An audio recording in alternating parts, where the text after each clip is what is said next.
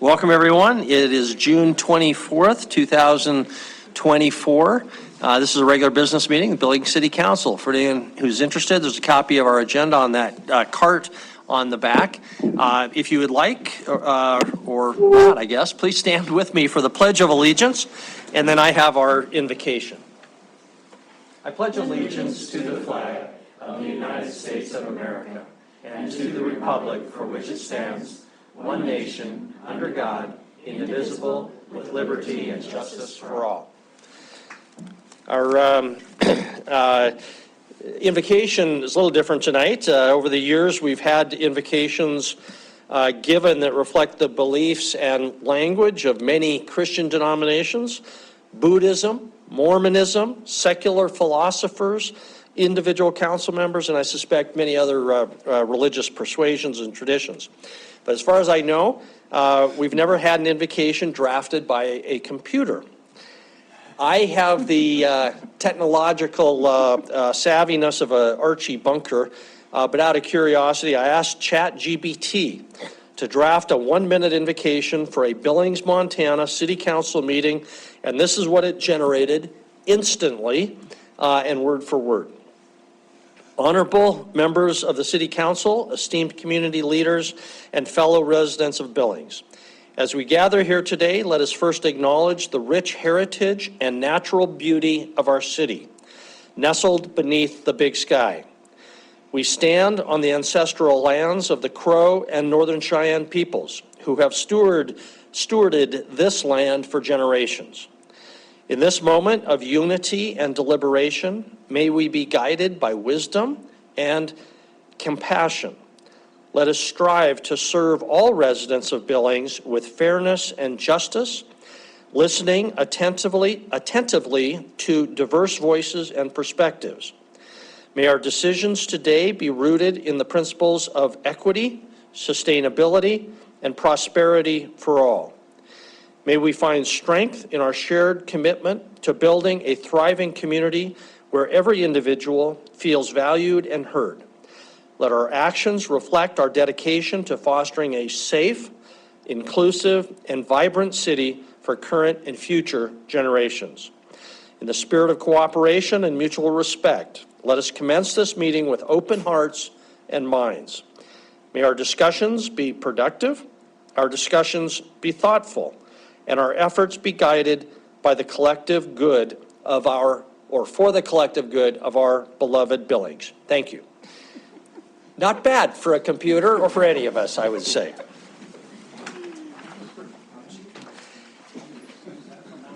Denise, would you, don't get any ideas. Denise, would you please call the roll?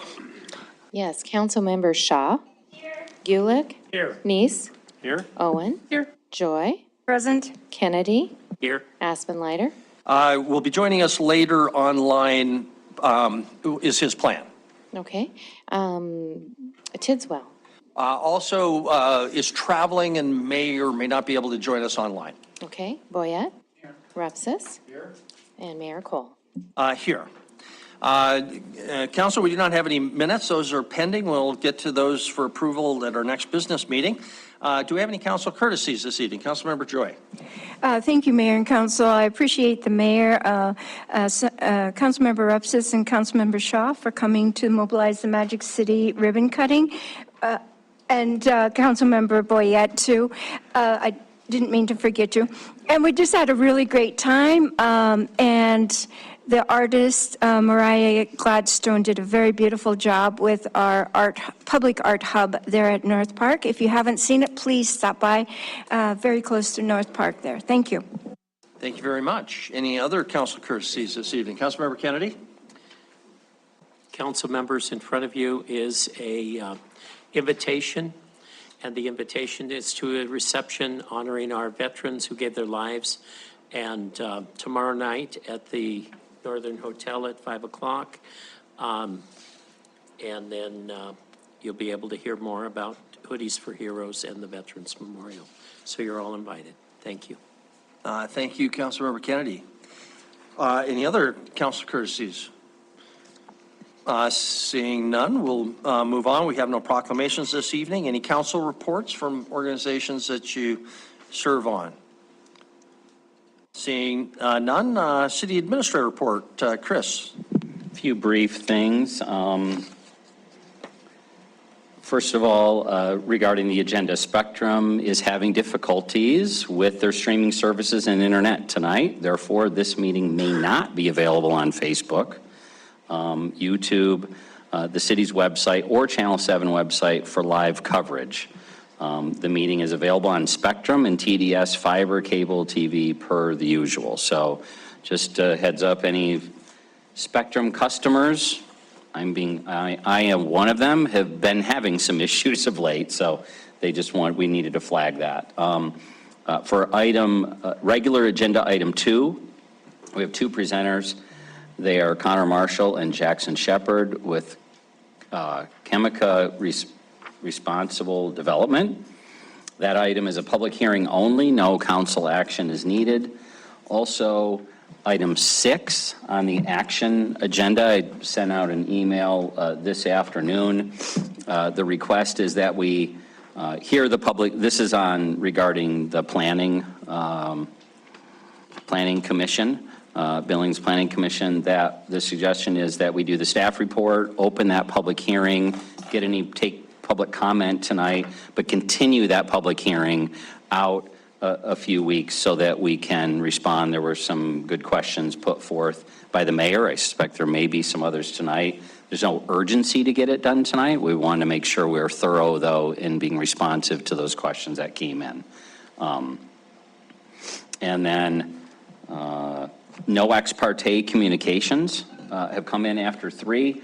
And then just a brief note, as you're aware and has been reported in the media, we have held 10 negotiation sessions with the Teamsters today. It's about 80 hours at the table. We have 3 more scheduled for this week, last week and this week with a mediator. So we are hopeful that we will get the contract resolved before it expires at the end of this month. So just kind of an update there. And with that, Mayor, I'll turn it back over to you. Okay, thank you very much, Chris. We'll then move on then to public comment on the things that we do not have a public hearing on later. In this case, that's only item 1, so that's our consent agenda and all the sub-items. Everything else has a public hearing. So if you can hold your comments on those public hearing items until we get to those public hearings. But if you would like to comment on anything on our consent agenda, please come forward. We'll just ask that you tell us your name and address and keep your comments to 3 minutes. If you have comments on anything not on our agenda, we'll have an opportunity for public comment on things not on our agenda at the end of the agenda. We apologize that you'll have to wait until we get to that point if you have an interest in those things. So anyway, is anybody here that would like to comment on item number 1 or any of the subparts on our consent agenda? No one is coming forward, so I guess we'll close the initial public comment period, move on to our consent agenda, ask for separations. I'm going to start off by just asking we separate item 1G. It's just for further discussion. I think a lot of that's been resolved, but that's my separation. Councilmember Ripsis. Thank you, Mayor. I'd like to separate 1H. 1H, resolution approving municipal court judges' salary. Okay. Any other separations? Okay, Councilmember Denise? Yes, separation 1C. 1C, landfill use agreement. Okay, anything else? Seeing none, is there a motion pertaining to the non-separated items? Councilmember Gulick. Yes, I move to approve the items on the consent agenda as submitted with the exception of items 1C and 1H. And G, pardon me. Very good. Second by Councilmember Joy. Any questions for staff or other discussion on the non-separated items? Councilmember Boyette. Thank you, Mayor. I had asked City Administrator from going forward on our weeklies to show what board and commissions have vacancies. I think it's our obligation, if we see a board empty, to have them go find one. So encourage you to help with that. Thank you. Any other discussion or questions for staff on the non-separated items? Okay, we'll proceed to a vote. The motion is for approval, consistent with the staff recommendation of those items. If in favor of the motion, please say aye. Aye. If opposed, nay. Motion passes. First separated item is item 1C, landfill use agreements. Councilmember Neese, that was yours. Would you like to start us off? I would, Mayor. I was asking Jennifer regarding some questions on the county contract because they do an estimation of that, and then it indicated that there was an 8.2% increase in the amount they're going to charge because of the additional amount that the county was going to be using, but yet as my email corresponds back and forth was that yet the county's increase of population is only 1.2%. So I'm just wondering, all these other contracts we have, they pay as they go, the tonnage as they go, but the county does not. And and one of the things I asked was, there's no true up. Is there a true up in this county contract? So if they underestimate 1 year, then do they true it up at the end of the year? Or if they overestimate, do we credit that towards the next year? And as I understand, and Jennifer, if you can explain to make sure I understand this correctly, there is no true up in that contract. And I would like to see us modify, maybe at least hold the county contract or renegotiate the county contract to make sure there's a true up in that contract so that they're paying for what they use, not an estimation. We can sure estimate at the beginning of the year, but then true it up at the end of each cycle. Okay, did you want further comment from staff, or I this would is like just a to, topic yeah, from? that's the conversation. And Jennifer, you can kind of, that's my take on the conversation through emails we had. So if you can kind of explain that county contract, how it works, and where the 8.2% comes into play, we only are increasing, the county's expectation is only 1.2% growth. And Sure. Mayor, Council, the county basically before I was ever with the city, has had an arrangement where instead of having their residents pay as they go through the gate at the landfill, we have an annual agreement. We estimate that weight and charge them for it. So Councilmember Neese had asked if we have a true-up clause. The answer is no, we don't do that at the end of the year. We do look back, and it's never been too far off. It's, 1 year it might be a little bit over, the other year it might be a little bit under. So we've never actually felt like it needed to be in there.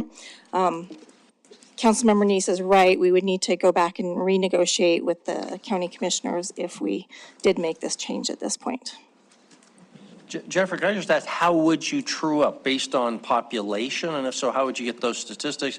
Or would you have to ask everybody who came over the scales, are you city or county, which sometimes they did in the old days, but that's a big headache, I imagine. So how would you do that? So our weight that we estimate for the new year is based on a historical average, and then we increase it based on projected population increase. So we are just estimating their growth for the year is what we do. So to true it up, we would probably have a number in the beginning like we do now, but at the end of the year, we'd get our actual weights and charge them for any difference. Okay, based on those population estimates. Well, the difference between what we estimated and what we actually had come into the landfill, yes. But still, it's relying upon a estimate of the population. So we are estimating a population growth, I think in FY '25, it came to 1.2%. And so that is an increase in landfill weight of 1.2% is what we're saying. So we increase the weight by that and multiply it by the new rate is how those are calculated. Mayor? Okay, Councilor Neese? Yeah, so, Mayor, I think where maybe there's confusion on that is the county or the city landfill does know what the weight of the county weighs. So as the county residents come in, they do check in, they say county. So at the end of the year, you will know the exact amount of tonnage that county residents came in, correct? Correct. Yeah, so they are actually getting the actual weight. So they know what the actual weight is at the end of the year. And so I don't see any problem with estimation on something like this and then truing it up at the end of the year. How come I'm never asked? They just recognize me or something like that? How about the rest of you? I would love to say that's the case. Hey? We're working on that. Okay. Councilmember Joy? Thank you, Mayor and Council. I just wanted to ask this question. So you do have some estimate, and then you have a population. How far off are your estimates from your actual weight as you hope it to be? How far off are you? In terms of dollars, it might be 10,000 over or under, depending on the year.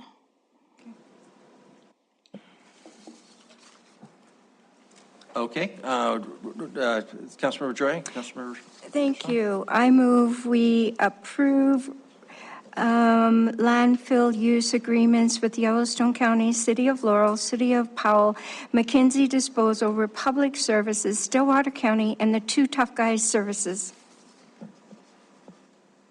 Okay. Second by Councilmember Shaw. I think had her hand up first. So, okay. Further discussion. Mayor, I'll support this motion because I don't think we want to stop the contract now, but I will work with the city staff to see if we can somehow amend the contract next year to have some kind of true up. And I'll get the numbers and ask the staff to provide those numbers instead of just running an estimate what the actual numbers are. So it's a little late now to change something now, but Okay. if we can move forward. Thank you. Okay, very good. Thank you. Any further discussion? Okay, proceed to vote. The motion is for approval, item 1C, consistent with the staff report.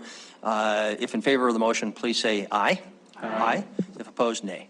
Motion passes unanimously. The next item up is 1G. That was my separation. This is the new City Hall tax credits resolution. And I sent out an email, I think, on Thursday or Friday. Thursday, I guess it was. I was a little concerned by the language of the staff report that says we would be approving a resolution authorizing staff to enter into an agreement for the equity investment of the tax credits, et cetera, et cetera. And the resolution was a bit inconsistent with that, a little more fine-tuned. So that's why I'm separating this. I just wanted to make sure that the council was retaining the ability to approve the ultimate contracts concerning the historic tax credits, because they are quite complicated. They involve over $5 million. But my understanding, I'm going to turn it over to Gina. She sent out an email on Friday confirming that the intent here is not to have staff sign binding agreements for $5.5 million, but only to sign a non-binding term sheet, letter of agreement, outline whatever terminology you want to use, and that the explicit language of that term sheet would be non-binding, with one important exception, and that is potentially binding the city up to a cap of $200,000 for the attorney fees of First Interstate Bank if the whole deal did not go through. And so I'm okay with that clarification, but I want to turn it personally, but I want to turn it over to Gina just to further describe the process, and then also stand for any questions that other council members might have. So Gina? Thanks, Mayor. That's correct. Unfortunately, the staff memo referenced an agreement, and the more appropriate terminology would have been the staff recommends City Council approves the resolution authorizing staff to enter into a term sheet instead of enter into an agreement.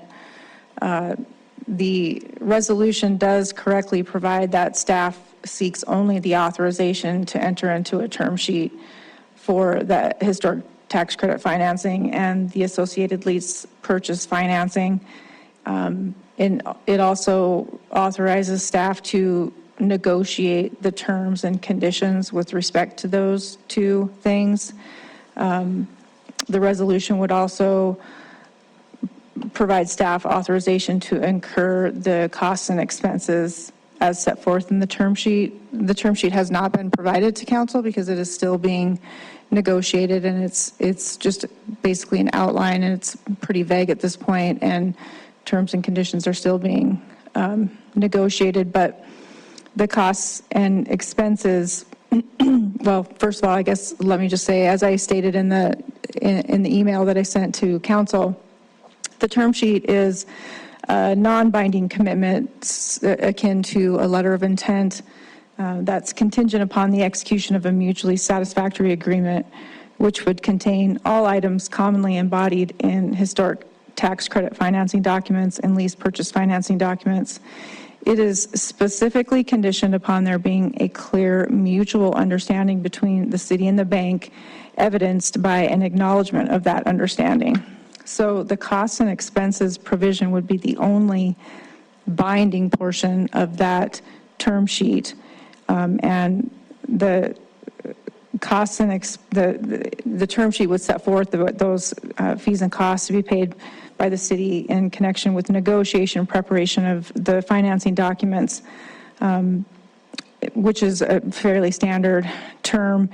It's in discussing this with our bond counsel and with finance director, it's my understanding that even though there's a cap at 200,000, that they would likely know far before that cap was ever reached if the deal wasn't going to be financed. But that's just the cap that's been set. So the resolution, I believe the resolution is written adequately and doesn't provide any additional authority other than what I've just described.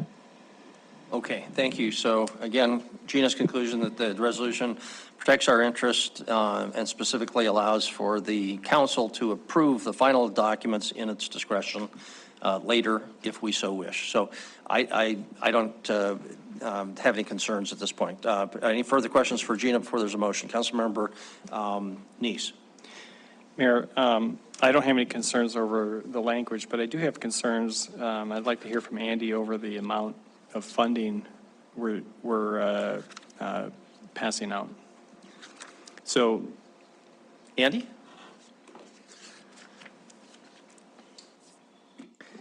Andy, I think I sent you a spreadsheet of this, and if I remember correctly, it was I don't have it up in front of me, but I can get it here quickly. But so 7.1 is the gross estimate amount of the tax credits, correct?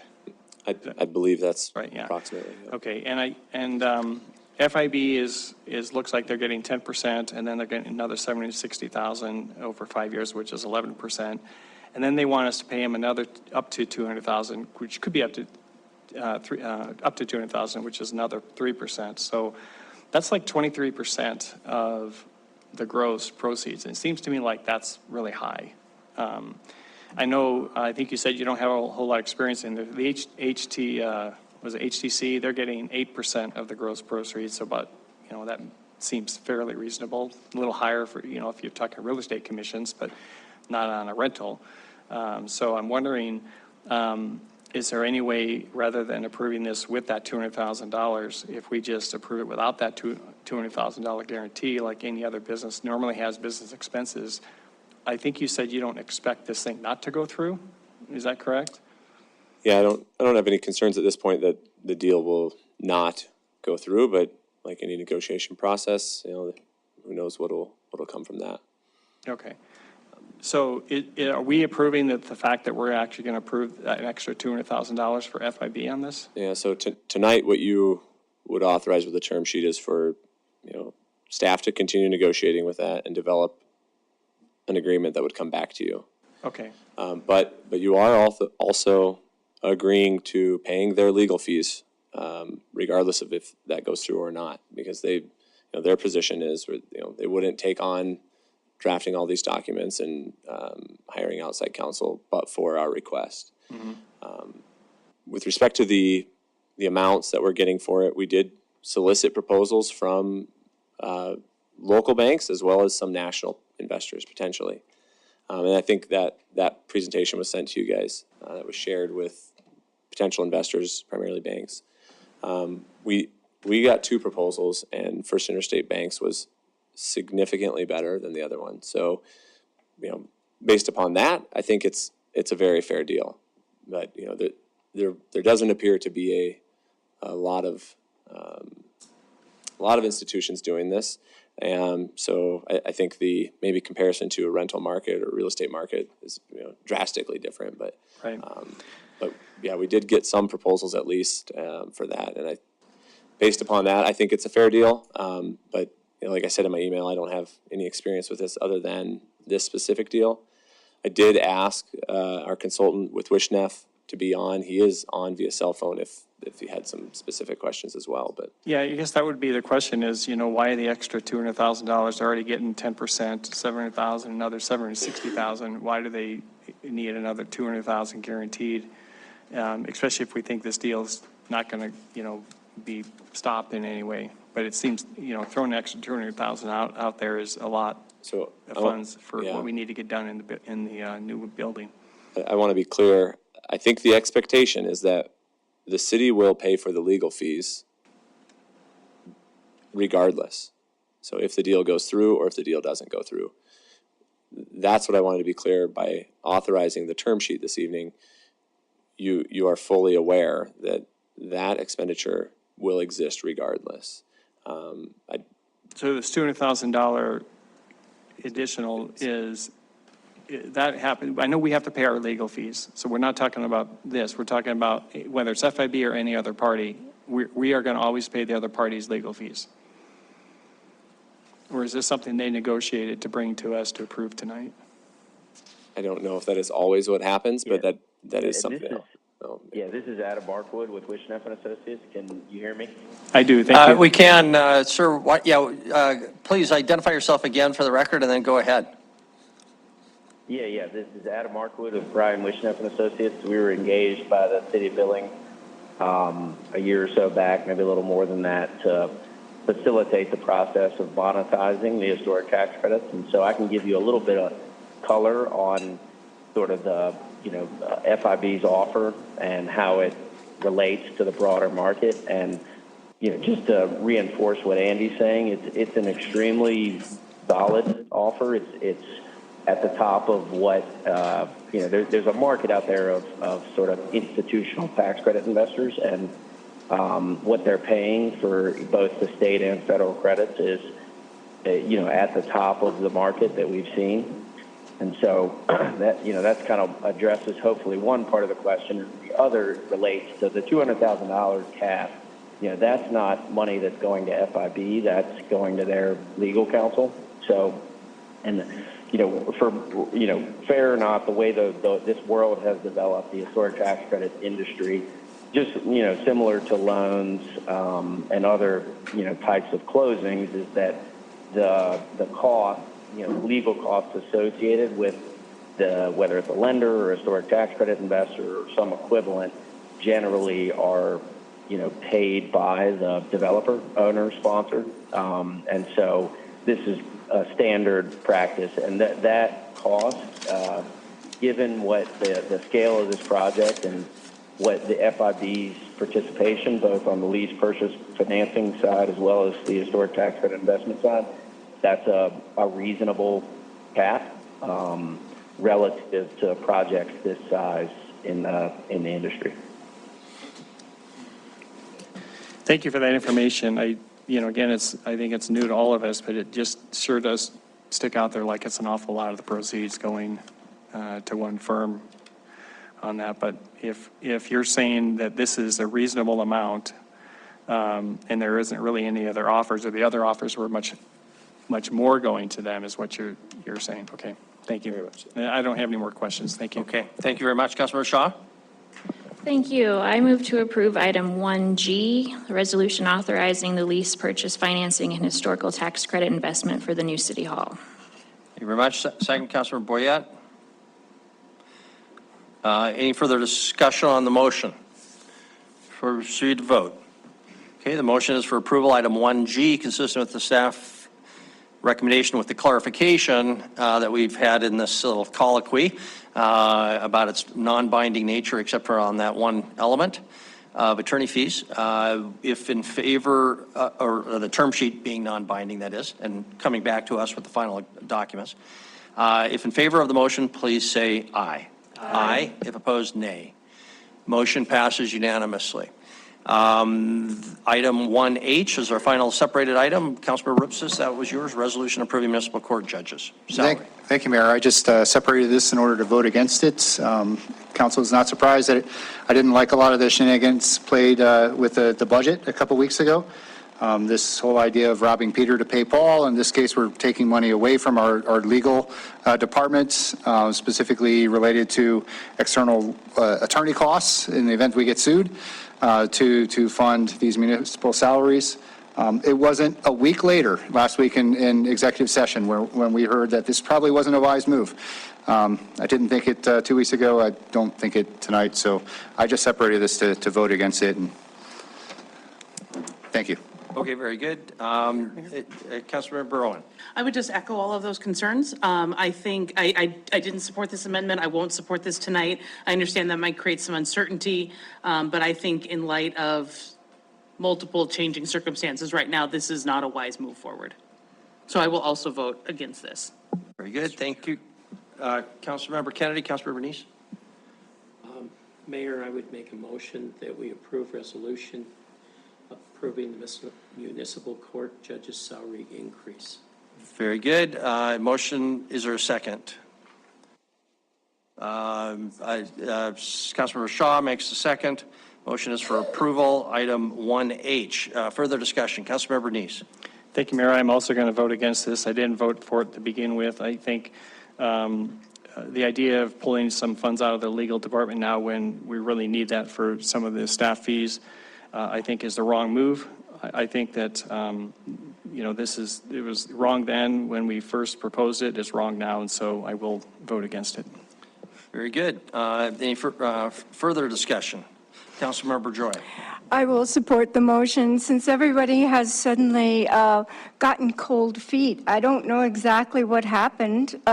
We went through the budget and we ripped apart all kinds of different things. We made all kinds of different deals. And now suddenly, except for Councilmember Rupsis, I remember that not being a very close vote. So I will go ahead and support the motion. Thank you.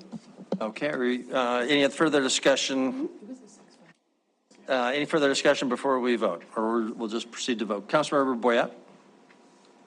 Thank you, Mayor. I think a lot of the problem came from where the money came from. Not that the judges don't deserve a raise, but taking it from the lawyer's fee fund, which we're going to need. I think that's really the problem where I'm going to vote against it because of that fact, not because I don't think they need a raise. Very good. Any other discussion? We'll have a hand vote on this, obviously, because it's going to be close. Okay, we'll proceed to vote. Again, the motion is for approval of the item 1H, consistent with the staff report. If voting in favor of the motion, please raise your hand. Council members Shaw, Joy, Cole, and Kennedy. If voting in opposition, please raise your hand. Voting in opposition, Council members Gulick, Neese, Owen, and Boyette, and Rupsis. So the motion fails. Council member, motion fails. So Gina, don't go spend it all in one place. Okay. We'll see how that all shakes out, but that's at least determined. Thank you for the discussion. We'll proceed then to regular agenda and ask Denise to read regular agenda item number 2. Public hearing for low-income multifamily housing project, Aurora Apartments. No council action is required. This is our presentation this evening, so come on forward, introduce yourself, please. Reminder, council, item number 2 is not an action item for us, but we are required to hold a public hearing on whenever there is an approval of low-income tax credits. And so we're going to hear more about the Aurora apartment project and conduct that public hearing. So, sir, go ahead and introduce yourself. Hi, my name is Jackson Shepard. I'm the president of Kamaka Responsible Development. We are a Wasatch company based out of Salt Lake City, Utah. We actually sent a PDF document. I don't know if there was any way to, a PowerPoint, if there was any way to show that. We are presenting, like Mayor said. Also, thank you, Mayor and Council, for having us tonight. Like the Mayor said, we're presenting in requirement of the approval of the low-income tax credits that we are seeking. We are also presenting for the tax credit exemption at the state level. The property tax exemption at the state level. This is a requirement to present it to the city council. Okay, great. Excuse me? No, you're good. Okay. The presentation was Just a also in minute, the and we'll packet, too. bring up your PowerPoint, and you won't be able to, I don't know if you'll be able to control from there, just so to say You just give us the next cue, or we'll slide you forward. click. There's and, only 5 slides, so Yeah. looks like 4 of them with material, so. Yeah. So just a few things before we start. This is Section 42 housing. There's 9% credits and 4% credits. This is a 4% credit project. Recently, you guys approved or you heard about the, I believe, Jackson Court project. So that's 9% credits. This is a little different. City Billings hasn't had a 4% project since, I believe, 2011 or 2009. Sorry, I don't have the number off the top of my head, but it's been quite a while. That project was an acquisition rehab. So they bought an older community at the time, and they did rehabilitation of the community, some mechanical systems, stuff like that. What we are, our community consists of new inventory we're building from the ground up. 2, 3, and 1, 2, and 3 bedroom units. If we go to the next slide. It's over in the what we call the Zimmerman subdivision. We have a local partner that we're working with, Preston Lees. We super grateful for his help. Getting working closely with the city and local partners is important to us. And we're trying to provide low-income housing to residents. That table there, it's kind of hard to read. This was taken from a market study that we commissioned for the project. There's the primary market area, Billings. There's 51,000 households. There's 19,000 renter households. Of income of renter households, we those who qualify for our project, which would be 60% AMI. That's not 60% rent. That's 60% AMI. There's a equation there. I can equivocate on that if we need to, but it's a little different. Of that 19,000, 11,000 are eligible, and then income qualified is a different term. It's just when we go through and qualify residents and prospective tenants, it's a little bit of a different process. There's 5,000 qualified renters in Billings, and then your mobility rate and vacancy, you take that out. There's 1,900 renters essentially who could live in this project today. That means that they can actually move in tomorrow. That's a pretty high number. We operate in Salt Lake City, Salt Lake City metro area. We have stuff in Idaho Falls, California. It's a pretty high number. Jackson Court's, a recent 9% project. But the growth of Billings has been so exponential the last few years that we really need more affordable housing here in Billings. Can we go to the next slide? And just so everyone's aware, the Section 42 program is different than Section 8. It's the tenants, like in the previous slide, they income qualify. So you have to, in Section 8, they give you vouchers. In Section 42, you have to income qualify. So you submit your pay stubs to show that you're working. We underwrite you as a tenant and make sure you can pay the rent. In the city of Billings, a family of 4, the 60% AMI is $100,500 a year. That's a good salary. So anyone making less than $100,500 a year could live in our apartments. That's firemen, teachers, policemen. That's me. We work really hard to make sure that people understand that Section 42 low income housing at the least is these are your neighbors, these are your family, these are a lot of people can live in these apartments. Here's some renderings of the apartments where you have a very traditional unit mix.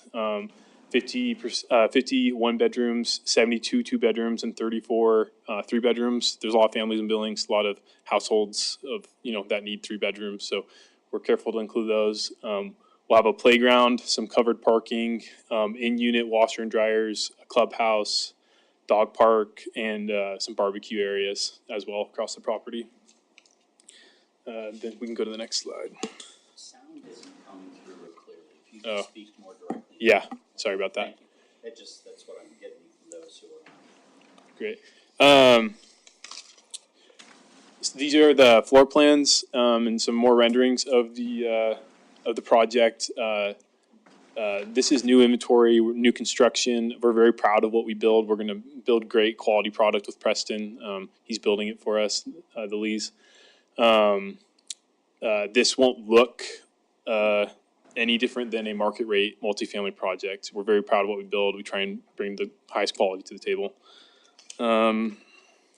That's really it for the project. I'd like to thank you guys again for your time tonight. Okay, thank you very much. Appreciate it. I'm sure we'll have some questions. I also just want to kind of note that Councilmember Aspenleiter is with us online. So, Councilmember Aspenleiter, if you would like to be recognized at any point, just use your little yellow hand. And if anybody spots that, please let me know. And if we still are ignoring you, go ahead and feel free to just say something, Councilmember Aspenleiter. So, do we have any questions for the presenter? Councilmember Owen. Thank you, Mayor. So one of the things that I really dislike is when there's an assumption that if something is affordable or that it's dense, that it's high crime. Yeah. I don't think that's always true.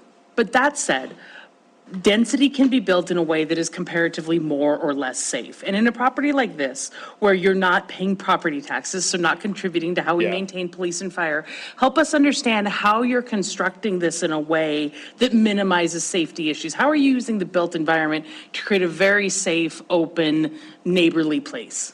Yeah, we are actually building, it's part of a larger property that we are also building a for rent market rate townhome product on. So there's quite a unique mix of densities there. And so the building 139 townhomes across 10 acres for rent townhomes. And then we're building 156 low income on, I believe it's just south of 6 acres. So like you said, in the built environment, we have a really unique unit mix there for different densities that brings different demographics there.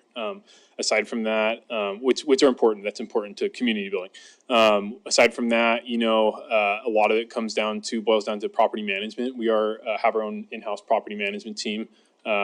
We follow fair housing laws, but we also, like I said, income qualify tenants, stuff like that.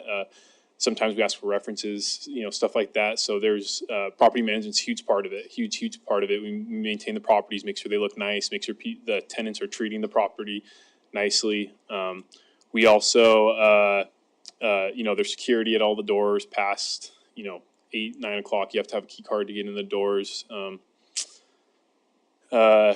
Trying to think, aside from that, we think that providing great amenities that you would see in a market rate product at a low income rent level brings quality tenants as well. Like I said, $100,000 a year that's a lot of money. These renters are, they're working families. Yeah, they're working families, and like you said, there's a big misconception about the type of tenants who live in these projects. There can be issues. We've found across our portfolio of low-income projects, between the principals of the group, we've developed about 40,000 units of affordable housing across the Western U.S. We really haven't had that many issues, thankfully. So. Mayor, if I could just follow up. Please. I'm not so much concerned about your tenants as I am your design principles. Oh, yeah. So talk to me about lighting, about fencing, about avoiding blind corners and walkways. Yeah. How are we designing this to make it feel safe, open, comfortable? Yeah, so there's lighting at all the entrances. There's a clubhouse that the lights are on 24/7, and it's kind of like the main entrance, the mailroom. So the mailroom's lit. There's not any issues with that. We've created landscaping barriers to separate it from kind of some of the the low income portion of the property is a little separated from the rest of the townhomes and stuff like that. There's lighting in the carports, underneath the carports, for the people getting in and out of their cars. There'll be lighting in the dog park as well. So if you're out there at night, I'm trying to think if there's anything else. All the hallways are lit as well, interior hallways. So,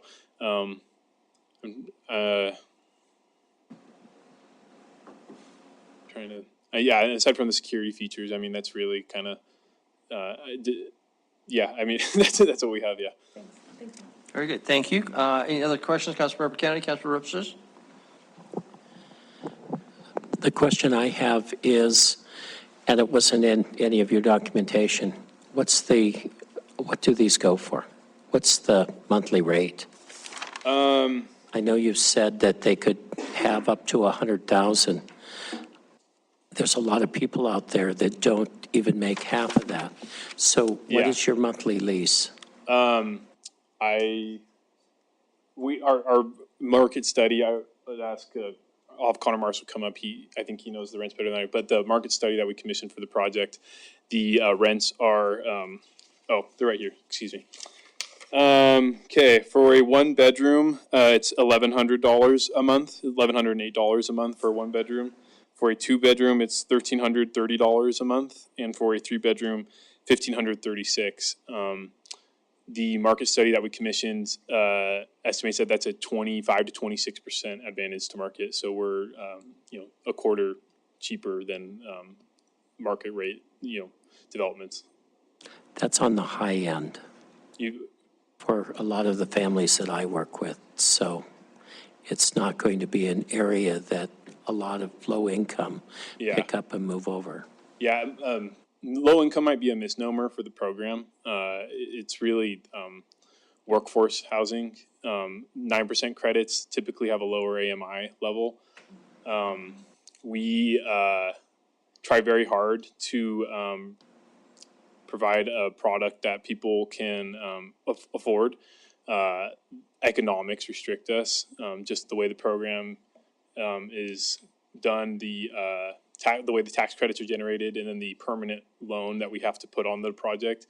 60% AMI rents are really what we have to charge in order to have, it's that or no affordability, essentially, is what I'm saying.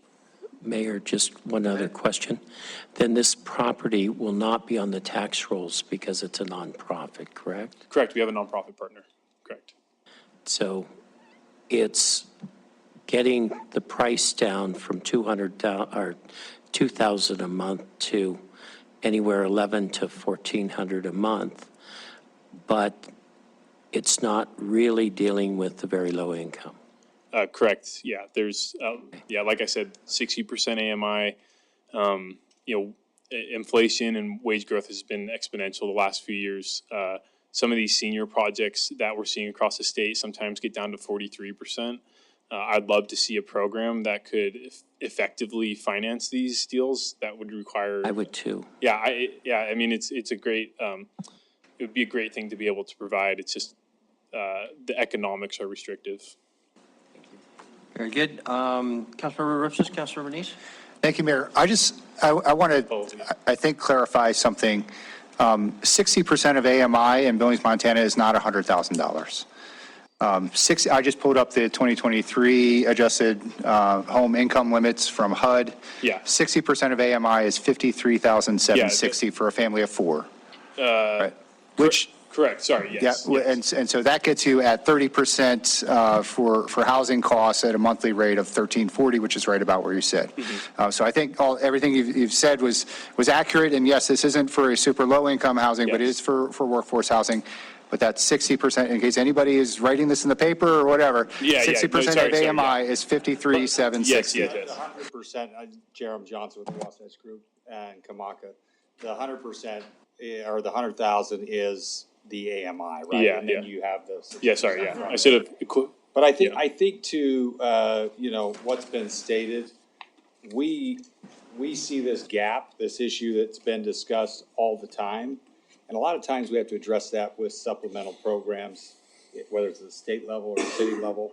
The 60% is at the federal level, right? And that gives us the ability to address that segment of the market. We do that feverishly. We do it throughout the Western U.S. We are happy to work with the state, with the city. We're doing this right now in Wyoming as well to try and say, how do we create programs inside of the QAP for those individuals that are sub 60%, that are, so you can create layers that allow you to address those others that are in need. Some of that can be done with housing choice vouchers. Some of it can be done with some of the other programs, the Section 8 program. We've done that, but we would welcome the opportunity to work with Billings. This is our first step into the Billings market. My family grew up in Lovell, Wyoming, so for me, this is kind of like I spent my summers at Lovell High School, participating in basketball programs. And, I have a lot of ancestry there, so this is kind of me getting a little closer to my summer, but we're committed to be here. So any market we go into, we try and establish a 500 to 1,000 unit, apartment portfolio. We do that because we own and operate our own projects. And so to do that effectively, you need some volume. So we welcome the opportunity to work with the council and the city as we look to bring hopefully different layers of affordable product to the market. Yeah. It should be noted that the utilities are also included in the rent. So the tenants aren't paying utilities. So that, that could be a few hundred extra dollars a month. And to his point, yes, sorry, I should have used correct terminology. 100,000 number that I was using, that is the base that we calculate the rents off of. So you extrapolate from there.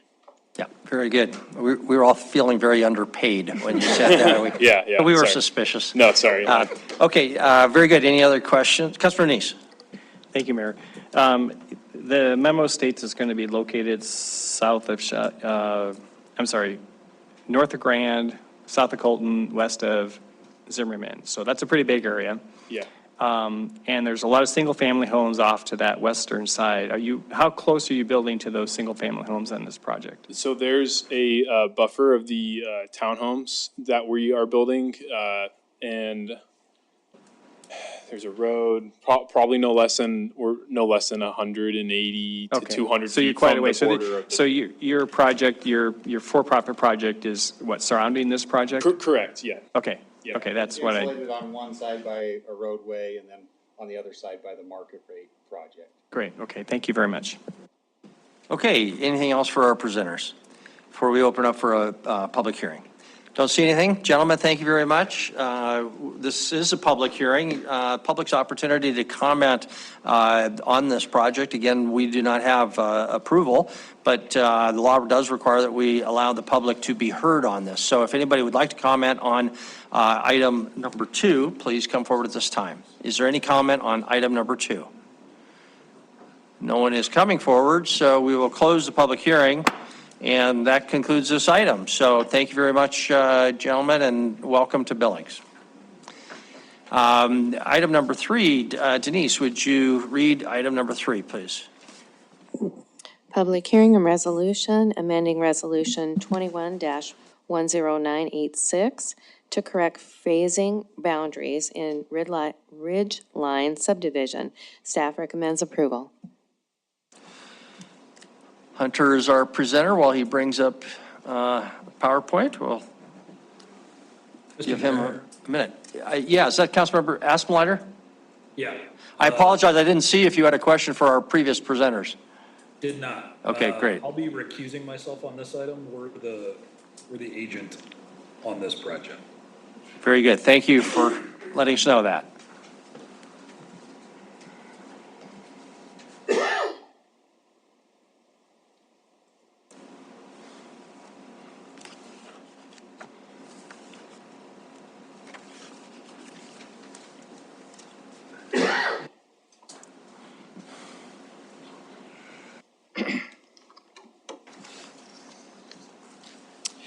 Good evening, Mayor and Council. So tonight we are going to be hearing somewhat of a different item than what you're usually used to hearing from me. This is going to be an amendment to a previously done annexation back in 2021. A brief history of what is going on. So the area we are referring to is Ridgeline subdivision. This is currently located north of King Avenue West and east of 48th Street. Essentially what the situation is in August of 2021, the council passed the annexation resolution, zone change, and preliminary subdivision plat for this subdivision. Fast forward to June of last year, the city approved the final plat for the Ridgeline subdivision. As of April of this year, we discovered a small inconsistency with the phasing lines for both of these projects. So this is the exhibit from the original annexation resolution. At the time, the kind of phasing boundary, this was something of a unique situation. We have not done a phased annexation before or since this project.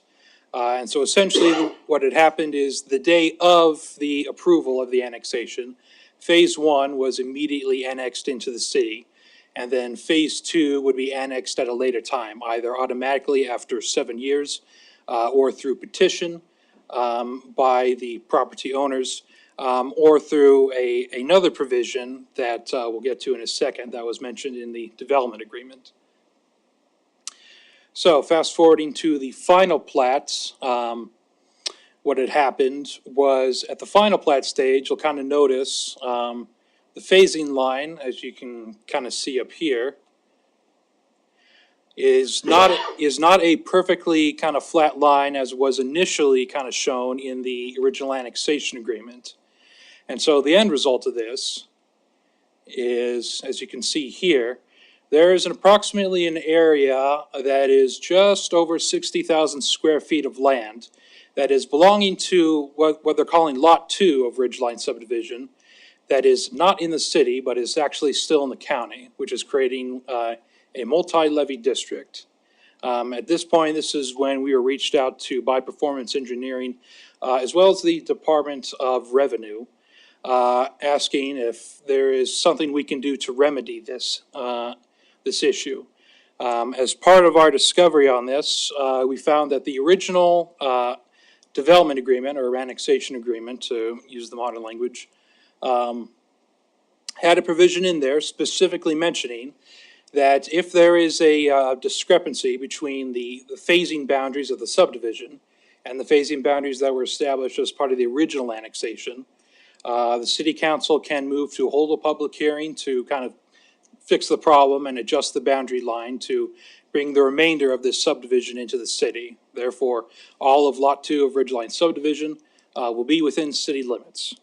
So as it stands right now, staff is recommending approval on this amendment to the original annexation resolution in order to bring this piece of property into the city of Billings. As a minor note, normally the ward boundary ordinance for the election wards are usually brought alongside items like this. That is actually going to be slated for discussion on July 22nd. By the time we had realized we needed to do that portion too, this had already been put on the agenda and pretty solidified, and we didn't have enough time to bring it up to this meeting as well.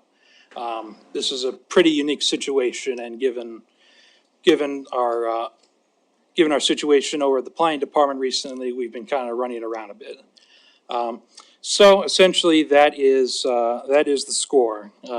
That we just want this annexation change to bring the rest of this land that's already in, bring this land that is supposed to be in but isn't currently, and have everything rectified. Okay, Hunter, thank you very much. Excellent presentation, good explanation. Any questions for Hunter before we have the public hearing? Councilmember Roops. Thank you, Mayor. Hunter, just a clarification. Are we bringing just the green, blue shaded areas in or all of Lot 2? Everything you're seeing like in white right here, That's already that is Lot 2. Oh. Essentially what happened is when they subdivided it, this was the cutoff point for the annexation, and then this kind of green bluish area was the remainder of Lot 2. And so right now we're voting to bring in the remainder of Lot 2 is this kind of bluish green area and the associated rights of way. And that's what we're voting on tonight, to bring that into the fold. And I reached out to Performance Engineering regarding why exactly this happened, and the way they explained it to me is at the time of the initial annexation resolution's approval, to the time that they brought forward the final plats, the specifics of the lot layout had not been finalized at the time yet. And so the way everything lined up with how they wanted to array their townhomes and other developments on these lots, it just kind of turned out that those didn't line up. So So everything north of that green-blue area is staying outside the city? correct, for the time being. All right. Performance engineering will bring it in on their own time when they're ready. Thank you. Okay, Councilor Bernice? Thank you, Mayor. I noticed there's a waiver in here. Does that waiver, is that being adjusted as well, or does that already cover all of the, The SIA waiver of right to improvements, they're not being affected at all by this. not the There's- SIA, the annexation waiver? Yeah, neither of those are being significantly affected by this. They're still going to be in place. They're still going to cover all the requisite improvements that would have been required in the first place anyway. The only real change that's happening tonight is just basically, we didn't catch this at the time of subdivision approval, and we're just playing catch up. Yes. But otherwise, all the improvements that are supposed to go in will still go in. No, I understand that, but I'm asking, is the legal description on the annexation waiver, is that being updated as well? Or did that already cover both phases of the? That already covered both phases. Okay, thank you. Okay, we'll open it up for a public hearing, and if you've got further questions for Hunter later, we can go back to that. So is there anybody who would like to comment? This is a public hearing on item number 3, the proposed change to the annexation for Ridgeline subdivision. If so, please come to the podium. Is there anybody who would like to comment on item number 3? There are no comments on item number 3, it looks like, so we'll close the public hearing. Back to council, either for further questions for Hunter or motion. Councilmember Shaw? Thank you. Having conducted a public hearing, consider written and spoken public testimony, I move to approve a resolution amending Resolution 21-10986 to correct phasing boundaries in Ridgeline subdivision as recommended by staff. Second. Second by Councilmember Bernice. Any discussion?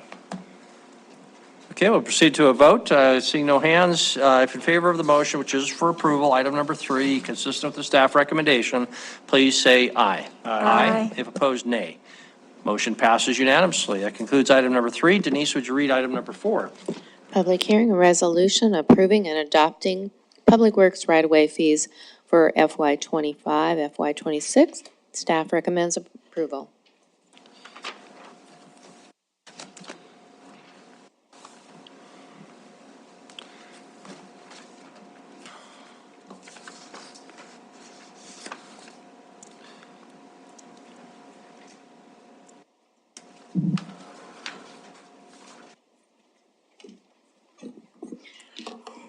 Good evening, Mayor and Council. This item is to set FY25 and FY26 right-of-way fees, which are charged to utilities and contractors for doing work in the right-of-way. We charge permits anytime there is an obstruction or excavation in any alley, road, or sidewalk. And the fees cover Public Works costs of administration and inspection services so that we can ensure that the work that is done is performed to city standards. We review these fees every 2 years. The fees are adjusted based on a full cost recovery system. And I'm not going to go through each of these fees tonight, but the overall increase for FY25 is a 9.1% increase, and then it's 4% in FY26. And that concludes the presentation. Questions for Jennifer, who gets the award for brevity? Councilmember Bernice. Sorry for dragging this out a little bit longer, but Jennifer, I had sent you an email asking you some questions about this, and just wanted to make sure public records understands when you talk about the cost of how you're doing this. Could you review those items that actually are included in all the costs? Because I was pretty impressed. I thought it really included really everything. I didn't think you missed anything on it. So what we do every year is we take, for engineering, we take every position, figure out their salaries and wages, And then we add in the full cost recovery portion. So it's not just their salaries and their benefits. We are allocating a portion of office supplies, of depreciation for vehicles, fuel, parts and labor for vehicles, as well as things like the cost allocations that we get charged from IT and the general fund. So we take all that and we calculate out the hourly rate based on that. So in these fees, we go through each fee, and that's why we like to do it every 2 years instead of every year, because it's pretty time consuming. And we set the hours to figure out exactly how many hours it takes for an average permit. And then we just multiply that by the rate. So that's how we set these fees. And that is why there were some adjustments in hours, and that's why not everything increases by the same percentage. It is varying amounts. Thank you. Councilmember Kennedy. Looking at your fees, I want to say the concrete sidewalk fee of $250, that is a fee that's passed on to the homeowner that pays for that sidewalk. I just paid that a couple years ago. So as we look at the fees on the right-of-way fees, a lot of those fees are all passed on to the homeowners that do the replacement of sidewalks and things like that. So I think people need to understand that really the homeowners are going to end up paying for a lot of these costs. Right, every contractor and every utility is gonna pass it on to their customers, so both business and residential. Right, so really the cost is going to be borne by the homeowner, and the utility company or the company doing it will pass that cost on. And so it's not as open and shut as saying, well, it'll be the commercial business that does it. The homeowners will have to pay in the long run. Just making that point. Okay, any other questions for Jennifer? All right, this is a public hearing. We'll open the public hearing on item number 4. If anybody would like to comment on the right-of-way fees for obstructions, et cetera, please come forward. Is there any public comment on item number 4? Seeing none, the public hearing is closed on item number 4. Councilmember Boyette? Thank you, Mayor. Having conducted a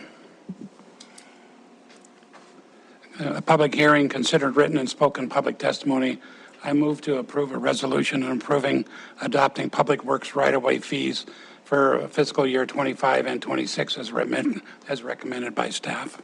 Thank you very much. Is there a second? Councilmember Gulick? Any discussion? Before we proceed to a vote.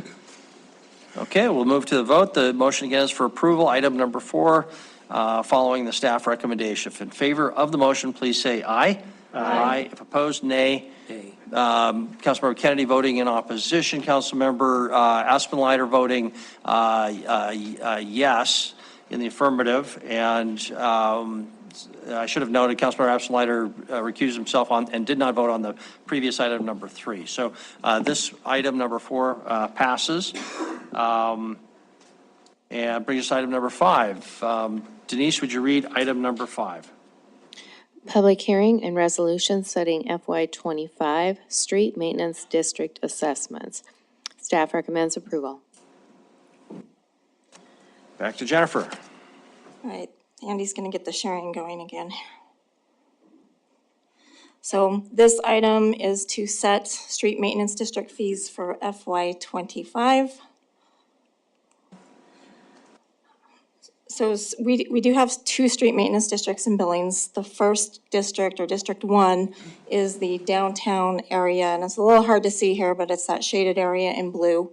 And it merely funds an extra level of service that downtown area wants. So they've asked for additional sweeping and snow plowing and removal in that district. So we are recommending a 1.6% increase in the district for FY25. We had a low snow year the last year, so we have some reserves to offset our inflationary increases. So low increase there for District 1 of 1.6. And then District 2 is the entire city of Billings. So it includes those properties in District 1 as well. It is the base level of service for Billings. And we typically adjust these rates for District 2 based on for several factors, inflationary factors or other needs. So this year, we are adjusting it based on both the inflationary factors that we've seen, as well as a couple increases that council has asked us to do in our capital budget. One was an increase in traffic calming projects of $50,000 from FY24 to FY25. And then we have been systematically increasing our paver funding. And so that increase was $350,000 for FY25. So there were a couple budget amendments that passed on June 10th that impacted our street maintenance funding abilities. So the first was to reduce the public works share of entitlement funding by $300,000 for FY25, and I cannot remember where that went, but it was to reduce that money for our entitlement share. And then the other amount was the $100,000 of our entitlement funding, which one we were designating then for the Skyway Drive planning study. So we are coming to you tonight with two alternatives. The first alternative was what we proposed to you back in May when we presented our budget. It was a 6.6% increase, and at that time covered our cost of services. At this point, with the budget amendments and our entitlement funding decreasing, it will not cover or maintain those cost of services, so our plan would be to cut our paver program by $400,000. Alternative 2 is what we're recommending, and that's a 9.2% increase, and that is what would be needed to maintain the cost of service level. So the reason we're recommending the alternative 2 to not lose that paver funding is shown on this slide. So we are behind, as you know, in our funding cycles for both overlays and chip seals. We're not close to meeting the recommended cycles at this point.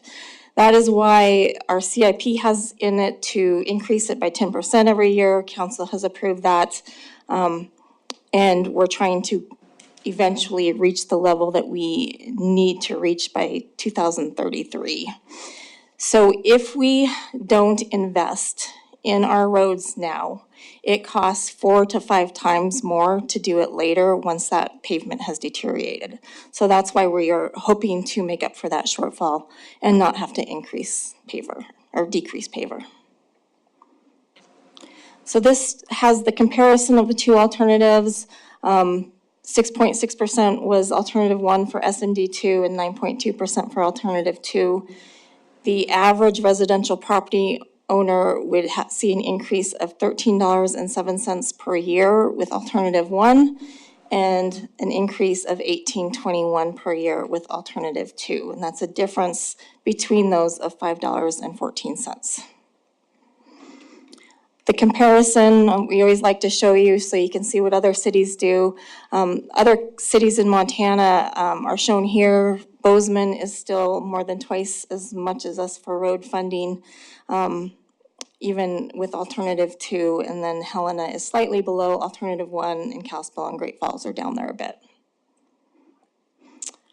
And tonight we just need to hold the public hearing, and then we are again recommending alternative 2 for the rate.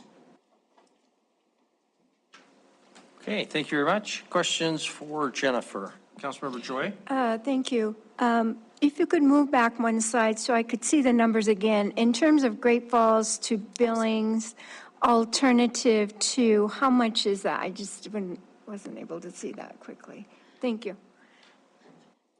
260. Okay, thank you very Thank much. you. Other questions for Jennifer? Councilmember Neese? Jennifer, just if we were doing the same amount, what was the inflationary percentage that you were using as far as increasing rates at? So Councilmember Neese, it wasn't a straight percentage at this point.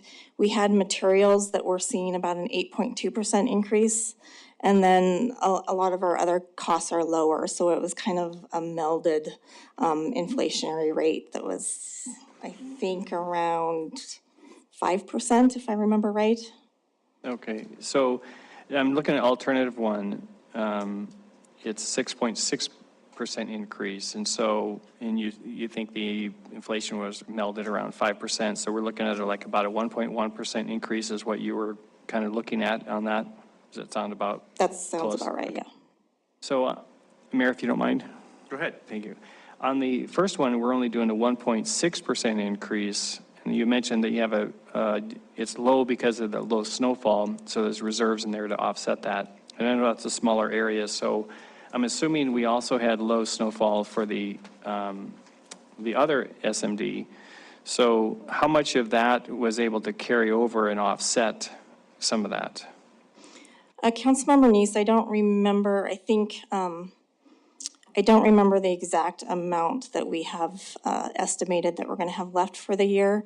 But it not only is a larger area, you know, SMD 1 only does two things, snow and sweeping. So when half of the district is snow, that's why it was so low compared to the other district. Okay, so the excess from the snow in the larger SMD, yes, it's SMD 2, is that one, that just is part of that, it was absorbed into the next projects and stuff like that? You're just keeping a reserve for whatever you normally set for snow? Correct, we have it in reserves for snow. All right, thank you. Thank you very much. Councilmember Kennedy? Jennifer, these are considered fees, correct? They are. So our homeowners that pay property taxes that are seniors that do get a property tax relief do not get a relief on these, do they? So, Councilmember Kennedy, I'm going to have to search a little bit. They are on your property tax statement. I know, I think they're actually eligible for the low-income property tax credit. Is that what you remember? I don't think they are. The fees are not considered just the property taxes on the house. Okay. Andy said something. I don't know if he wanted to. Like, I can say one thing before Andy speaks, which is we don't like to give tax advice. I mean, a person's tax situation is their tax situation, but Andy, please. Fair enough. There are two property tax credits. There's a property tax reduction so you can get the value of your home reduced for property taxes. These would not qualify for that because it's not a function of the value of your home. On your income tax return, there is I think it's an elderly homeowner credit, and taxes and assessments, everything on the property tax bill is eligible for that. So they would be eligible for the income tax credit, but not the property tax reduction. Right. Yep. Okay, thank you. Okay, thank you. Any other questions for Jennifer or Andy? This is a public hearing, so we'll move to the public hearing. On item number 5, fiscal year 25 and 26 street maintenance district assessments, or I guess just for fiscal year 25. If you'd like to comment, please come forward. Is there any public comment on item number 5? Nobody is coming forward. Councilmember Rasmussen, I just want to make sure I did not miss a hand by you. If you had any questions for staff.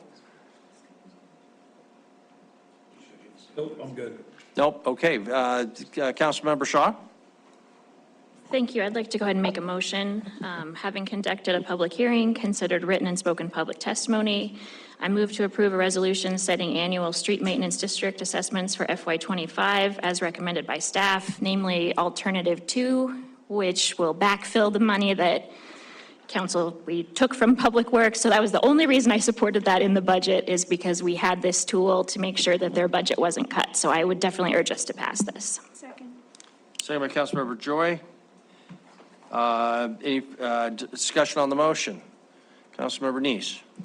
Thank you, Mayor. I won't support the motion because I think I said this during the meeting when we were talking about that. If we're going to reduce this, take the entitlement out of Public Works, and then move it over to this, we're just taxing the voters without actually going to vote, having them vote or anything like that, because, we're taking more entitlement money. We're gaining more money in a way to do additional things. I think it's kind of funny. I was supportive of moving some of that money, but I'm not supportive of then increasing taxes on our residents like this. So I'm not going to support this matter at all. In fact, I'll just put it out there. I'll make an amendment to the motion to go with alternative 1, which is the lower amount. If there's a second, we can discuss that. Okay, substitute motion in favor of alternative 1. Is there a second? It's just amendment motion because all the other stuff is. Okay, I apologize SMB because 1, District 1 remains the same, so it really is just an amendment, okay. So that's the amendment. Is there a second? I'll second for discussion. Okay. Did you want to speak either to the amendment any further? No, Mayor, other than I generally agree with what Councilmember Neese said. Okay. Any other discussion on the motion? This is the proposed amendment. Councilmember Gulick.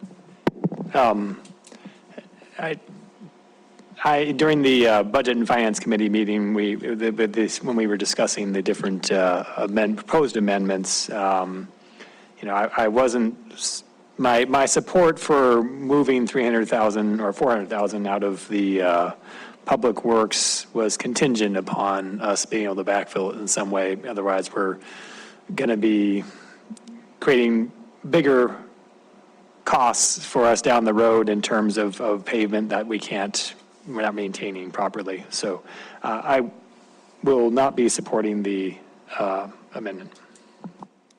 Thank you very much. Any other discussion on the proposed amendment before we proceed to a vote on that? Chris.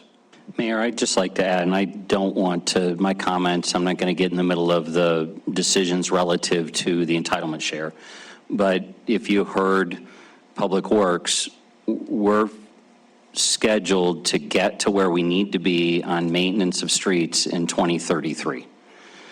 Anybody who doesn't live on a street that's been recently built or recently paved, if they've got cracks, if they got various conditions that need to be either chip sealed or overlaid, if we don't get that work done in a timely fashion, the costs are going to go up for everybody. So I understand it's a short-term hit, higher than we would like, but I think the ratio is roughly every dollar spent on maintenance avoids $5 in reconstruction. So I just express that that's why staff recommended that we do backfill, and in fact, I wish we were moving more aggressively than by 2033, as inflation these last few years keep pushing that out. So I just emphasize that though it is an increase, and we know it's an increase, I do believe it will save taxpayers in the long run because reconstructing of streets is extremely expensive. Thank you.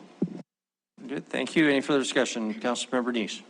Mayor, I'd like to make sure I remind council that several years ago to develop the now Skyline Road, the inner belt loop at the time was this council diverted the new BARSA funds to save up every single year to put towards that inner belt loop development. And then we got that grant, which those funds which were saved to develop the road not only got that road, but also got the Skyline Trail and built at the same time through that grant. But those funds, once the funds were collected, enough funds were collected for that project, Public Works then has all that additional, which is almost fiscal year 25 will be 2.6 million additional funds and BARSA funds that are already increasing that funding. So what was normally being diverted into the inner belt loop, which is fiscal year 21 was almost 2 million and now it's 2.6. So there is a lot more funds going into the development of our road work. So I think, again, taking the entitlement out from Public Works before we did, I think that was the right decision. But I think then going back and then taxing the taxpayers more for this is not. So I would appreciate the council members to support this at this time. Thank you. Okay, thank you very much. Councilmember Shaw and Councilmember Keddy. Thank you. I will not support the amendment. I lived in Michigan for a while, and they, no offense, Chris, but had some of the absolute worst roads I have ever experienced. Potholes everywhere. Just pretty much every single road we drove on, there was a major problem. And so I equate this to looking at, yes, we're talking about taxes, but you're also talking about people's car maintenance, how they're getting around, how easy that is. I mean, you can't quantify that as easily with a number, but I think this affects people more than they think. And so that's why I do think we need to keep up our streets. Had I not had that experience, I came back to Montana, I was like, wow, we do a great job with our roads here. I can't really believe it. But that's the alternative, and there are some serious costs with that. And now, I mean, the city I lived in, they were way underwater with their road budget. Getting ahead of that is gonna take them decades versus the plan that we're on, which is too slow, but it's getting us in the right direction. Thank you very much. Councilmember Kennedy? Thank you, Mayor. I guess the one thing that I have a real problem with when I'm brand new on this council, I went down to Public Works and they're renovating office space and everything down in the Public Works building. Went over to the transit, they're renovating over there. You know, these are two areas that we took some money to fund some other areas and put officers on the street. And now we're hearing today that we just don't have enough money to keep the maintenance going, but we've done a lot of these other projects when they shouldn't have been done at all. I'm going to vote against the whole thing tonight. Thank you. Okay, any other discussion on the proposed amendment? Okay, we'll move to a vote again. This is only on the amendment. We have the underlying motion to adopt alternative 2. Approval with alternate 2. The amendment now is to only adopt alternative 1. If in favor of the motion, please say and raise your hand. If in favor of Councilmember Neese's proposed amendment, say aye and raise your hand.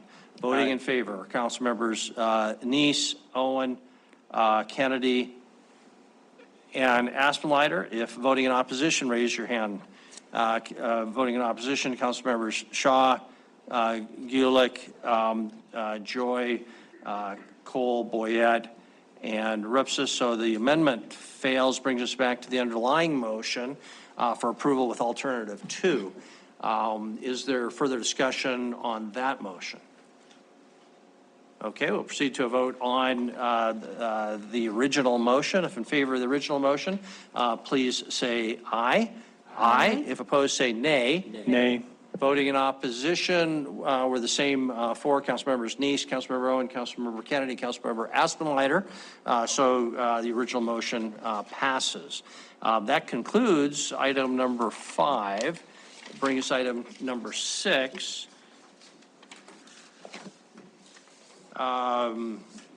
The Planning Commission, creation of the Planning Commission. Laura Maddox is our presenter. Good evening, Mayor and Council.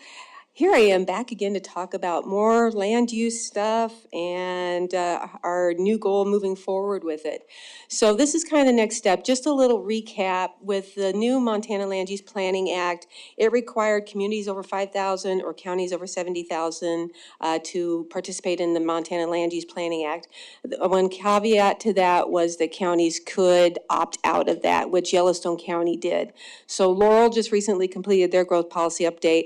We're getting ready to initiate ours. One of the things that is in our situation is we have a city-county planning board that currently reviews and plans for all land uses in our multi-jurisdictional area.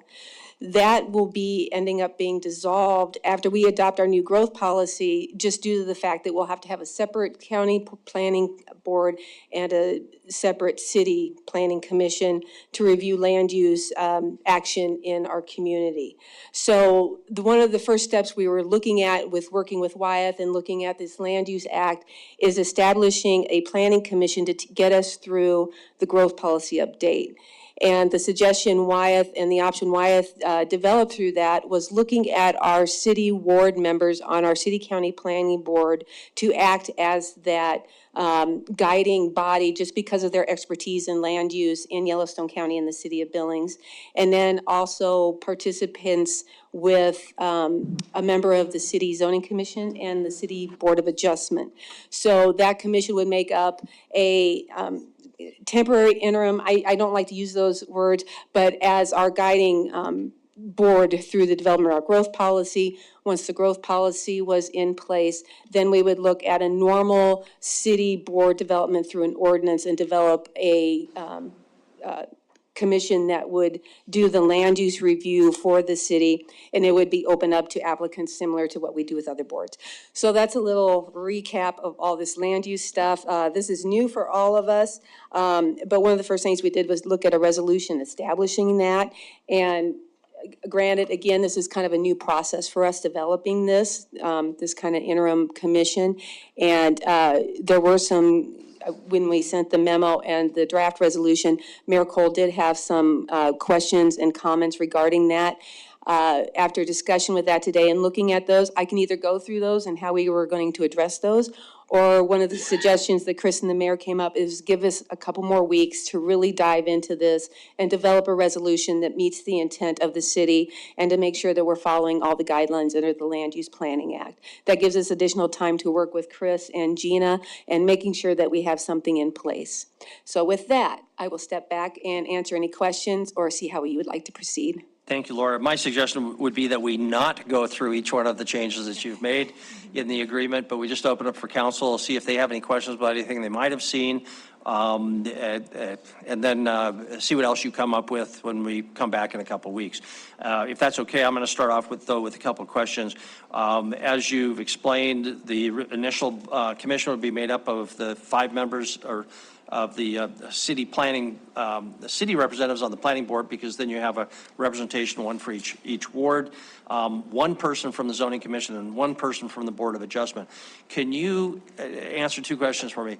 How would we select, or somebody select, the 1 person from the zoning commission and the 1 person from the board of adjustment when there's multiple people on there? The agreement as currently drafted doesn't address that, and I would recommend that the next version do address that. So that's one thing. And the second thing is, how does the abolition of these other groups under Senate Bill 382, if I understand it right, coincide with what we do here or not coincide? And my immediate concern is, say we adopt this and the next day we get rid of the planning board, and then there's a vacancy. How do we fill that new vacancy when there's no planning board to go back to and take the new person on the planning board? And maybe I misunderstand how that overlap is going to happen, but those 2 issues. How do we find the Board of Adjustment person and the Zoning Commission person, and what do we do with abolishing those other groups? Thank you, Mayor and Council. That's one of the issues I think we need to work through with Gina. Talking to Nicole Cromwell today, her approach was to work with each board and commission and ask for a volunteer if there is an interested member of that board. The members of the Zoning Commission and Board of Adjustment have already been approved by the City Council to serve on those boards, so they have applied and been through that process. So, that's something we can work with through Gina and identify that in the resolution. As far as other communities, this resolution, I think I stole part of the language from Helena's. They had already gone through this process of developing a planning commission. And I stole a lot of that language from there to work it into ours. That's why there was probably a couple tweaks in there that didn't make sense with our boards and commissions, just because as we're working through that, it was just missed. But, so as far as vacancies on the planning board right now, the City County Planning Board is not going away anytime soon. It will be around until the adoption of the growth policy and we move into the next phase of separating that board out to 2 separate entities. So in the meantime, it will continue to operate as it does. So it will continue seeing city-county subdivisions. It will continue seeing city-county planning studies come through, transportation documents. It will continue on until we are actually through the adoption of a growth policy. Okay, thank you. So if the Ward 3 planning board member resigned from the planning board, we would just wait until the next planning board person is appointed, and they would automatically fill into this? Yes, Okay. correct. Again, clarifying all that might not It's all hurt. new to everybody. Okay, Councilmember Kennedy, Councilmember Owen? When the legislature, Laura, made these changes, they cut out the council. So we no longer, the planning commission will make the decisions, and those are not elected officials, correct? Actually, the way I understand it is that the Planning Commission is a board to oversee the process of updating any neighborhood or sub-area plans. But when we go through the growth policy and adopt our future land use map, that's going to be very significant community input. What that does is that when a developer comes in and has a parcel and he looks at that future land use map and he brings in a development that complies with that land use map, staff can actually approve that. Where the planning commission and the city council comes in, it would be similar to a zone change, anything like that. If there is conflict and the developer is asking for something different, then that triggers the planning commission and city council review. They're not making a decision. They would review it and make a recommendation to the city council. So it still comes back to the city council for a vote? Correct. If it's in conflict with the future land use map and it requires amendment, then it would go through the planning commission and ultimately the city council. Okay, the question, or the piece that I have a problem with is just taking people off the planning board and everything. I think because this is such an important change that we're going through, the legislature has had, I would recommend you can appoint the same board for right now, but I think we need to go through an application process. We need to scrutinize, and the council needs to be involved with it before the recommendation comes here, because a lot of times we see on the agenda of who's being recommended or whatever. I think the council needs to be more involved with the appointment, especially on this planning commission. Thank you, Councilman, and we will take that in consideration. And when we develop that permanent planning commission, we will set up a application process that the council will look at. Thank you. Before we go to Councilmember Owen, Chris, did you want to comment on that specific issue?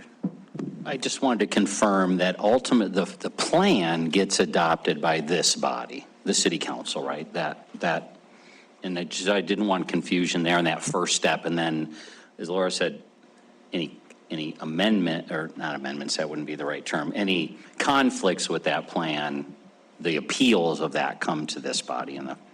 Correct, because they would be basically asking for a zone change or a variance from the regulations. So that would require this body's action. Okay, thank you. Councilmember Owen? Mayor, I just have a couple of quick questions.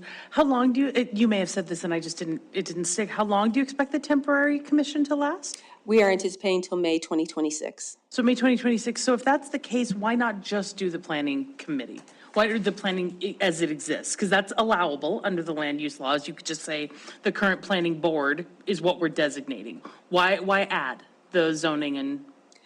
I think we're looking at, thank you, Councilperson Owen, is looking at that body, this temporary planning commission, to help guide the development of the growth policy, separate from the planning board, because the planning board is also made up of the different districts of the county.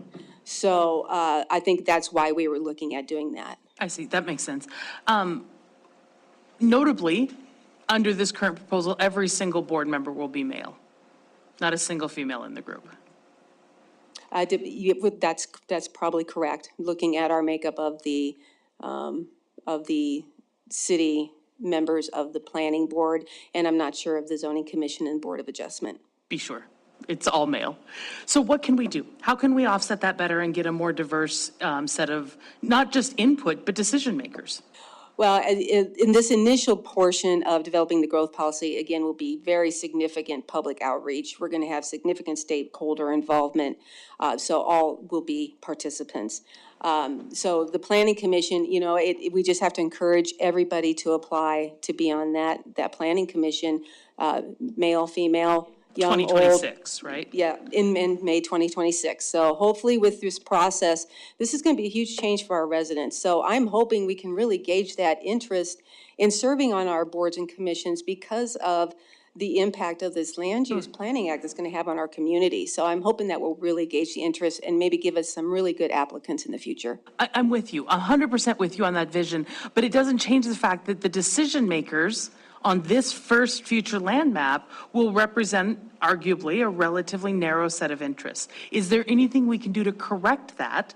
Are there any options that maybe you could go back and discuss internally to add maybe 2 other members that would bring additional viewpoints to this initial sort of setting the path?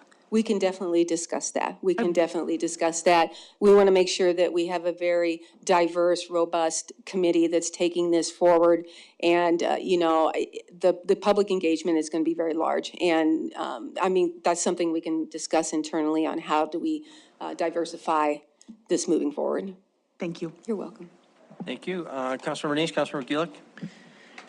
Thank you, Mayor. I think in following up with what Councilmember Owen is talking about, having different parties, so far, I think a lot of the members I see are in development, in real estate, they're already in the industry, which is good for some expertise, information, but it doesn't generally represent the population. And so if you're going to be adding some people, look for some citizens at large, some people who have retired here and are not trying to make a buck and build something in that. So I would encourage you to make sure it's not just stacked towards the developers and the real estate brokers.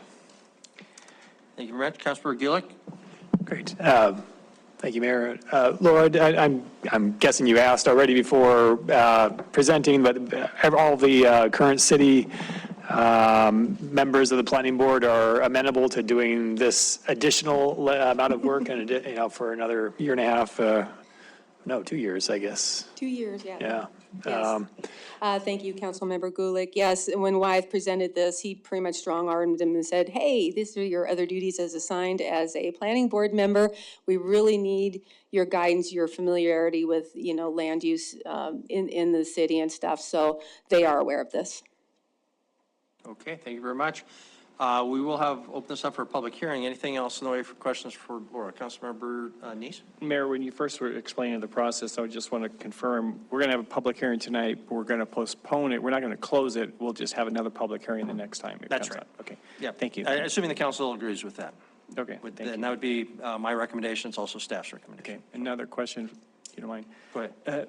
Laura, when you're looking at different members who can be on these boards, is there any reason why, because it looks like this is planning for zoning or the growth policy and stuff like that, and when we did recode, we had council members and a lot of people on these planning type committees.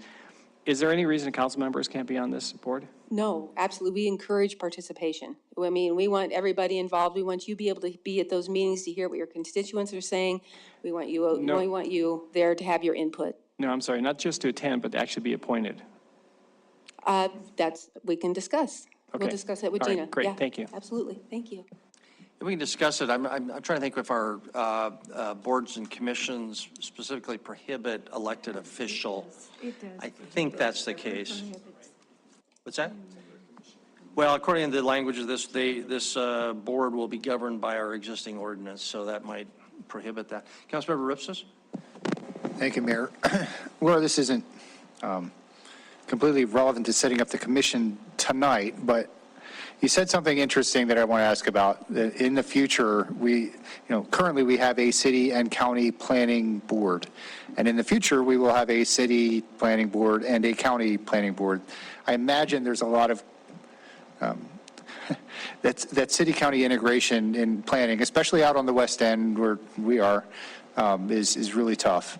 And having those board members kind of co-located or, at least lunching together every now and then, whatever, probably leads to some benefits. In the future, we won't have that. So where do you see this heading? What do you think the impact of separating these two boards will be? Thank you, council member. We have had discussions about our concern about that. We're trying to work better as city county planning to work collaboratively, and this is just driving another kind of wedge in that. I think we're going to have those open discussions with the county. Obviously, when developing our future land use map, it does encompass that extra territory outside that's encompassed in our annexation policy, and they're going to have to be at the table. So whether or not it's, I'm not sure exactly what it looks like, but you're right. We have to figure out a way to make sure that we're still collaborating on land use issues with the county, because you know, we're a city-county planning staff, so yes, we're gonna be manning the city planning commission, the county planning commission, the city zoning commission, the county zoning commission, board of adjustment, so on and so forth. So, we're not reducing any of our boards and commissions by no means. So, we are gonna really have to work internally to make sure that we're collaborating as staff to make sure that those interests are met. Just follow up. Thank you. So along those lines, the Land Use Act says that we have to consider and build our land use plan for any lands that we may expect to acquire or annex within the next 20 years, which are obviously county lands now. And we don't have any county representation on this board. It seems a little weird that we would, but seeing as we're going to be essentially planning land use for land that the city doesn't currently control, should there not be some type of county voices in here? Oh, absolutely. And they will be an integral part of going through this exercise with the growth policy and the future land use map, because it's directly going to affect them. So they will be very instrumental at participating in that. I think that's in our discussion we have. You know, whether it be maybe not a voting member of the planning commission, but maybe it's an ex officio member of that commission to provide that county expertise. I'm thinking Monica Plecker personally, but, you know, that can bring that voice of the county to those decisions. Very good. Anything else for Laura before we have our public hearing? Okay, thank you, Laura. Appreciate it. This is a public hearing on the proposed creation of the Planning Commission. You've heard the discussion. Item number 6. If anybody'd like to comment, please come to the podium. Our plan is, at least my plan is not to close this hearing. We'll bring that back to the council in just a minute. Is there anybody who would like to comment on item number 6 at this time? No one is coming forward, so we'll close the public hearing, not close the public hearing. I didn't say that. That came out of my just automatically. We will just leave the public hearing open if the council wants to do what's been proposed by staff. Again, council, the recommendation before us is to go ahead and move ahead with approval. If we're going to move this off, my recommendation is that we approve doing so to some uncertain date to be determined by staff, I guess. Councilmember Neese? Mayor, I'd like to make a motion to table this item and leaving the public hearing open to have it brought back to staff at a date determined by them. Very good. Is there a second to that, Councilmember Boyette? Are we ready to proceed to a vote on that, council? Okay, then all, if in favor of Councilmember Neese's motion, table this to a date to be determined by staff, please say, Councilmember Gulick, discussion? Just want to make sure tabling is the right term, because I think of tabling sometimes as being. Just adjourn. Thank you, Council Member Gulick. Tabling is not the correct term, but I think that the mayor restated it correctly to a date to be determined by staff. So I think it's the intent to bring it on July 8th, but if you leave the motion as is to be determined by staff, we can bring it the 8th or the following meeting after that. Okay, Yeah, that was part of my motion. 2 weeks in, okay? Yeah. So that's your motion? Determined by staff, yeah. As determined by staff, yeah. Okay. Yeah. So there's some flexibility on that. Any other discussion? Okay, if in favor of the motion, please say aye. Aye. If opposed, nay. That motion passes unanimously. That concludes item 6, brings us to our final item, 7A and 7B. Denise, would you please read item 7A, and we'll take these separately. Public hearing and resolution allocating FY25 assessments for Business Improvement District 1. Thank you very much. Andy, you're a presenter. Take it away. Good evening, Mayor and Council. There's no PowerPoint presentation. Katie is ill, but she is on remotely for questions. Both this item as well as the next, I'll have some comments on that as well. Consistent with the work plan that was provided in the budget, which you adopted, this would set the assessment to begin going on tax bills in November. Very good. Questions for Andy, and again, Katie is available online. You have in your packet the specific rates broken down by tax ID numbers. Any questions? Councilmember Neese. Mayor, I think there was some mention that at one point, the T-bid may be coming back to add a police officer downtown onto this. Downtown. I'm sorry, downtown, the bid, sorry, not the T-bid. Apologize for you T-bid people.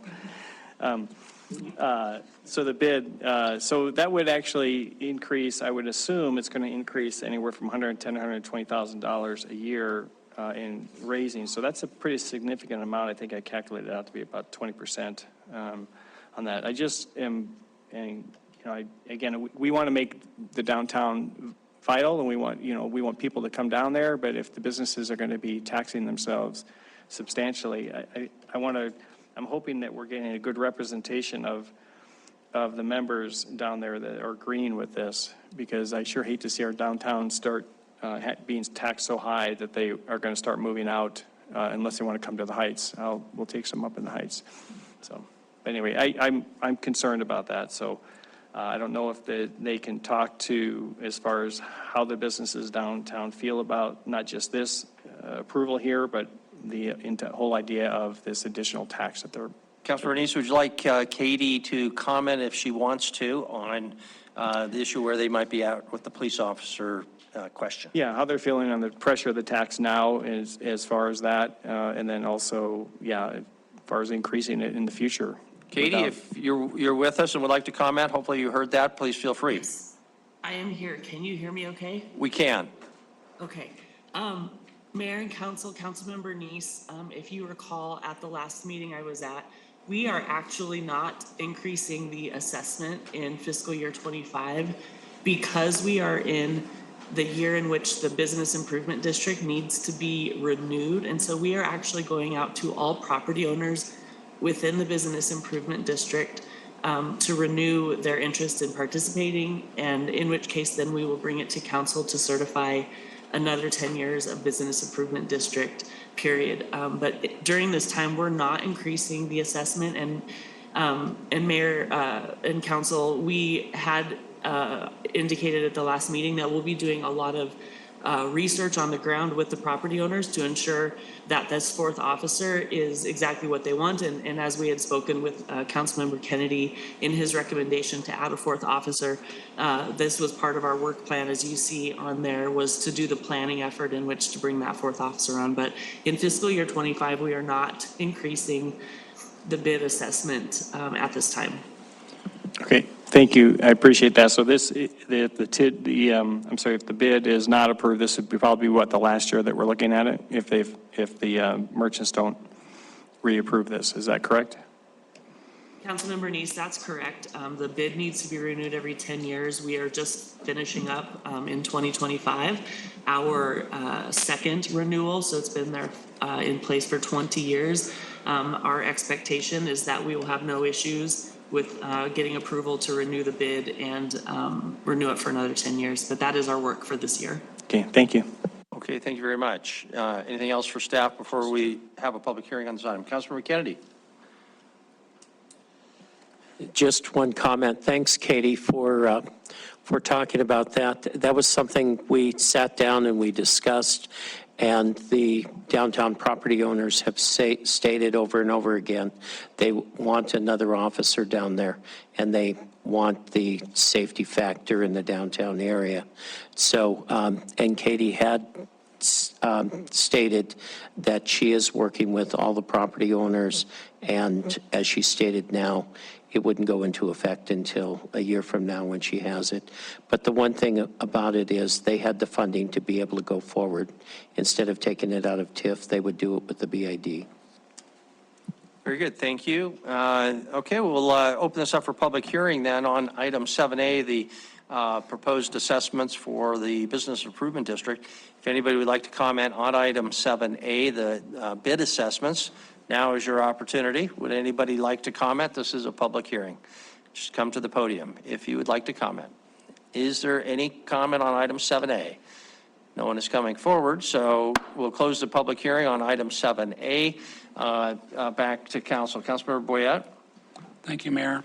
Having conducted a public hearing, considered written and spoken public testimony, I move to approve a resolution setting FY25 Business Improvement District 1 assessments as recommended by staff. Second by Councilmember Rupsis. Any discussion? Before we proceed to a vote. Okay, there's no discussion, so if in favor of the motion, which is for approval of item 7A, please say aye. Aye. If opposed, nay. Councilmember Aspenlighter, how did you vote? I apologize. Aye. Aye. So the motion is unanimous and passes accordingly. Thank you very much. 7B. Denise, would you read item 7B? Public hearing and resolution allocating FY25 assessments for Tourism Business Improvement District. Thank you. Back to Andy. Good evening, Mayor and City Council. Here again, this is for the T-bid assessment, consistent with the work plan that was approved as part of the FY25 budget adoption. This one does include an increase from $2 a night to $4 a night. This is an increase from the assessment of last year. I believe the last time the assessment was increased was around 2013. The T-bid did take this to their stakeholders in late 2023. No objections were received. They are here available for questions if needed. And with that, Mayor, I'll turn it over to you. Very good. Thank you. Is there any presentation or comment by anybody from T-bid? You don't have to, but if you did, I didn't want to close you out. So, okay, there may be some questions later, and we'll have a public hearing too. So if you change your mind. Okay, any questions for staff before we do have a public hearing on the T-bid assessment? Councilmember Neese. Thank you, Mayor. I'd asked a question to Alex, actually to Andy, and Alex answered it for me, but maybe she could come and answer. My question was, you know, we're going from $2 to $4, that's a 100% increase. I did check around some of the other T-bids around the state. They're from $1 to $2. There's a couple out there. I think Helen has a really odd formula and some percentages. So if we can hear from the T-bid on why such a large increase. I know October, I think, or fall of 23 when they were doing that, that was when we were looking at the funding the rec center. That rec center bond failed. And so I'm wondering what their plan is now with the additional $2 a night that they'll be, what their plans are for that additional increase.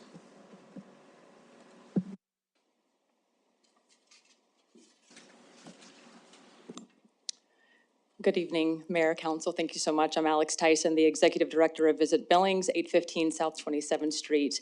Thank you very much, Councilmember Neese, for your questions today and, of course, of the concern. As Andy alluded to, in 2013, that was the last time that we did increase. We started in 2007 at 75 cents per occupied room night, almost immediately went to $1. We had 7 new hotels open between 2012 and 2014 and increased from $1 to $2 across the board. We have 7 new hotels that will be opening in the next 12 to 36 months.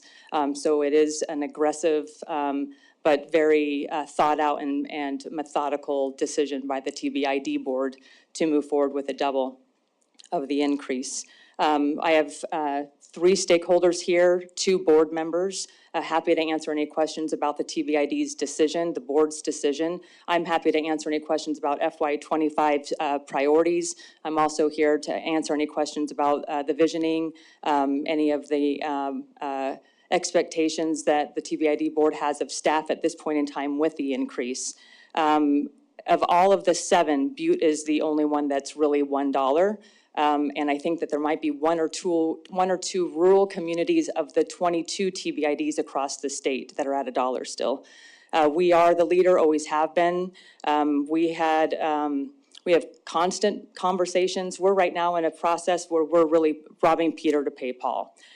We have expectations in growth and leisure marketing and sales, meeting and convention marketing and sales. Sports, of course, is a major priority for the TBID board. And in order for us to get staff to where they need to be, get our budget to where we need to be, we have to have this increase on top of all of the commitments the TBID board has. So we know that there's at least 2 other Billings or 2 other Montana communities that are going to jump to that doubling as well, and at least 1 other community that's looking to either triple or quadruple it. Thank you. Okay, Councilor Roy? Thank you, Mayor. Well, Alex, since you said you'd be so generous and answer maybe a few other questions, the fee increase doesn't concern me. These folks know how to run their business. I'm not worried about that. I'm just hopeful that maybe with this increase in fees, it might be time to start promoting some amenities in the Heights. You know, I will say, because following your email, I've had a couple of Multiple multiple emails. I think some of them were burn the point related, and with regard to our trail guide videos. Thank you for the feedback. We absolutely appreciate it. Thank you for your comment and question here too. I do want to note that we are major advocates of Heights businesses, as well as Lake Elmo, which is one of the major attractions that we do promote, as well as all of the trail systems to Moon Park, et cetera. Can we do a better job? Yes, and we look forward to doing so. Yeah, and if I can ever be of any help, I mean, we have Dover Park, we have the Oasis. Now with the opening of the Skyline Drive, we have, I think, a half marathon loop in the Heights. So if we can be advocates for our neighborhood getting a little bit of attention, I should be happy to do that. And do want to note too, if I may, that we are working with Dave Wansenreed on the Colson Boot Hill Cemetery improvements, and of course are always a client and a supporter of Metro Park. Very good, thank you. Anything else for Alex before we have a public hearing? Okay, thanks very much, Alex. So this is a public hearing on item 7B. Would anybody like to be heard on the TBID assessments? If so, please come to the podium. Even if you require no introduction, introduce yourself. And hello, Mayor and honorable council. My name is Mike Nelson, 19 North Broadway. That's the fabulous Northern Hotel in beautiful downtown Billings. I am speaking publicly to ask you to support this measure. Last year, according to ITRR, the study group in Missoula, we had about 3.1 million visitors that were non-residents that came to Billings. And in my way of showing you that this isn't a real selfish, let's just fill hotel rooms kind of point to make, only 31% of those stayed at hotels. The other 69% stayed at Airbnbs, they camped, they stayed with friends and relatives, or they just passed through. So this isn't just about hotels, but it's about Billings as a whole. The other thing regarding the selfish part of it is that we are looking at a dilution of our market in the next 5 years of about 10%. So we're going to have about 700 new hotel rooms. That's my guess, I think. Don't quote me on that. 500 to 700 is probably really accurate. There's not a lot of occupancy to spare in Billings. We're about a 63 or 64% town. That could put us down below break even for a lot of the marginal hotels. And I don't mean that in a degrading way, but the hotels that are not 4-star or 3-star, which case those hotels would need to see a lot of support. And then finally, I have a lot of working knowledge of the TBID. This is a real professional organization. They do good work. Their heart is in the right place. Their motivations are, let's improve Billings and let's bring some money in. Let's not forget that of the top 5 spending for tourists or people coming to town, a lot of them are taxable, right? Car rentals, hotels, there's 8% tax on those. Gasoline, then it comes hotels and food. Okay, so it's a win-win all around. Thank you very much. thank you. Hey, Mike, can I just ask you a question? You raised an interesting issue about VRBOs, short-term rentals. They don't contribute to the TBID. They do contribute to the hotel tax, or at least they're supposed to. Is there any talk about legislative change that would somehow allow the TBID to apply its assessment to VRBOs, other short-term rentals? And is that something that's attractive, not attractive, being discussed, or not? That was an interesting thought. That is interesting, but I'd have to defer to the experts over here. Okay, thanks very much. Then if Alex, if you want to comment, please do. There are actually a couple of communities, resort communities in the state that don't have TBIDs currently that would like to open up the legislation heading into the 2025 session to help kind of better define being able to bring short-term rentals into a district. So it is a conversation that's being had. Okay, they certainly benefit from what you do. So, Correct, especially in some of the communities like Big Sky. yeah, absolutely. Councilmember Neese? Mayor, I thought when I was looking through some of the other cities and areas that did T-bids, there was some that actually charged the short-term rentals. And so maybe I'm mistaken, but maybe I thought they were actually, I think where they were charged a percentage for, I think it was in the Anaconda area, Butte area. State lodging tax is assessed through Airbnb. Yeah, it was their But T-bid. some TBIDs are volunteer in the state, See. but not formal. So Okay. it's a flat assessment for us. And I would say all but kind of an issue that Great Falls deals with in the Helena matter that you alluded to earlier. Okay, so that's something we need to get taken through legislators here to maybe get that changed? I do believe that the Montana TBIDs have come together. They're not a formal group, but we meet twice annually. And there are definitely legislative priorities and a legislative agenda that are set. Not set right now, but that will be considered and contemplated to be set heading into January. Okay, if you could let us know, because in our legislative committee, we may be able to take that up and take a look at that as well. Definitely. Thank you. Very good. Thank you very much. This is still a public hearing. If anybody else would like to comment, please come to the podium. Right. Hello, council members and mayor. Thank you for letting me speak. My name is Jay Smirai. I'm the newest member of the T-bid, and I'm also a stakeholder, owner of the Billings Hotel and Convention Center here in Billings. I did want to address Councilman Neese's regard on the bond that did fail for the multi-generational rec center. As that is now not going forward, there is another sports facility that is in the works that the T-bid, did we pass a letter of intent? Or no, or a letter of support that we do look to be helping make sure that facility is a success in the future. So I did just want to at least bring that to everybody's their mind. Thank you. Yes, very good. Thank you very much. Any other comment? George? Good evening, Mayor, council members. I am the current chair of the Billings T-bid and a stakeholder at the Northern Hotel.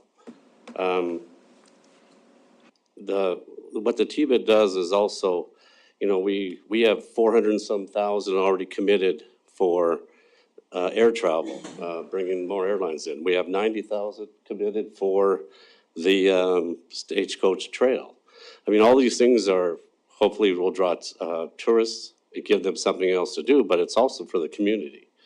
So T-bid is not, you know, we're out there advocating and promoting for the city as well as, you know, tourism in our hotels.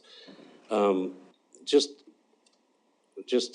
was a few that went to the Grand Rapids aspirational city, right? Did you guys look at your bill? You had your room rate, then you had 6% for a state tax, which is off of a percentage of the rate. That was $10.44. And then you had a room county tax that was 9%, and that was $15.66. Now, the city of Grand Rapids, to fund their amphitheater and all these other great attractions, are considering raising that another 5%. So you know, we paid over $26 just in what they use per night. That's part of their T-bid as well as, they use it as a tax, but we call it a fee, which isn't a fee. We collect. So that's all I have. Very good. Not that much. Thank you very much. Councilmember Ripsis. I just wanted to ask George, are you proposing a $26 a night T-bid assessment so that we can build a convention We can get center? ice facilities and all that, yeah. We could do a lot with $26 a night, couldn't we? Or you could. Very good. This is still a public hearing. Is there anybody else who'd like to comment before we close the public hearing? Okay, we'll close the public hearing on item 7B. Back to council. Councilmember Shaw? Thank you. Having conducted a public hearing, considered written and spoken public testimony, I move to approve a resolution setting FY25 Tourism Business Improvement District assessments as recommended by staff. So Councilor Gulick. Motions for approval. Any further debate, discussion? Before we proceed to vote. Okay, you heard the motion for approval, item 7B. If in favor of the motion, please say aye. Aye. If opposed, nay. And Councilmember Aspenlider, how did you vote? A, or aye. Okay, the motion passes unanimously. Thank you very much. That concludes 7B. We'll now move to public comment on things not on our agenda tonight. Feel free, come to the podium. Thanks for your patience. Somebody made a comment that these were church pews. I was going to like church pews, I'm telling you. Yeah, they're not as soft as church pews. I start my time. I did not. Go ahead and pass. Do you want to give him Chris and he can pass stuff out? Yeah, I'll let him pass it out so that. Yeah, we're not.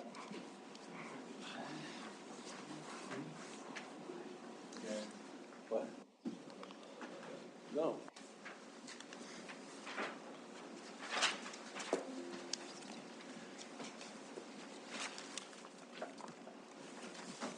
Mayor and members of the council, I'm Jim Sumas, 437 Coleman Drive in the Heights. Anyway, the reason for, or the purpose behind my being here this evening is I recently did an interview with the news that actually spoke to our belief of what the council, not the council, excuse me, but the administrator's wages were. And then the city administrator also did an interview to correct what, or to call out that maybe my figures weren't exactly right. So what I'm doing here is, for the record, I want to provide you an explanation of the sequence of events that led up to our conclusion. And so on page 1 would illustrate an email that I sent to Carla Staton requesting some information. Page 2 is that information request.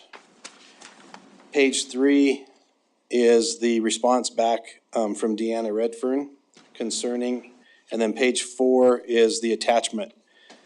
These are the figures that I was provided by Deanna, and it shows a list of individuals, administrators, directors, and their base pay. It also has their car allowance and then the health insurance benefit that is computed into their wage. Then during negotiations, I did question some of these figures and asked if there was any differences to them.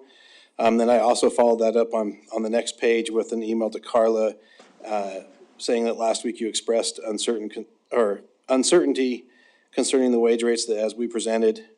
Then she goes on to further say at the top that the information from Deanna forwarded to me was based on the fiscal year and is correct for the wages when you subtract the amount listed in the health insurance benefit. Where it seems to have gone, the next page is we created a document that showed the increases and the percentage and the value of the increase per year. In the original document from Deanna in 2024, it was incomplete. It didn't show a year-end dollar value. It just gave a value up till May 26th. So I tried to do my best to determine whether that was paycheck 23 or paycheck 24, how many paychecks were left in the year, and that's how we came up with our final 2024 amount. I did some additional research, and Carla claimed that I was adding one too many pay periods to that. So the last page shows what it would reflect if it was only 24 pay periods up to May 26th with 2 additional pay periods. My biggest concern was under Chris's salary. Under that, it would show a decrease from 23 to 24. So I felt that was kind of a signal that maybe I wasn't on the right track. But either way, I'm providing those figures for your review. So I guess I'm done. No, you go ahead. Well, anyway, that in conclusion, I just wanted to make it available for you to see how we came to our conclusion, and then to also correct the record in public, for the accusation that our figures weren't correct. Thanks, Jim. I hope it's okay. We generally don't engage in a dialogue at this point. It's to get input, so don't take offense on that.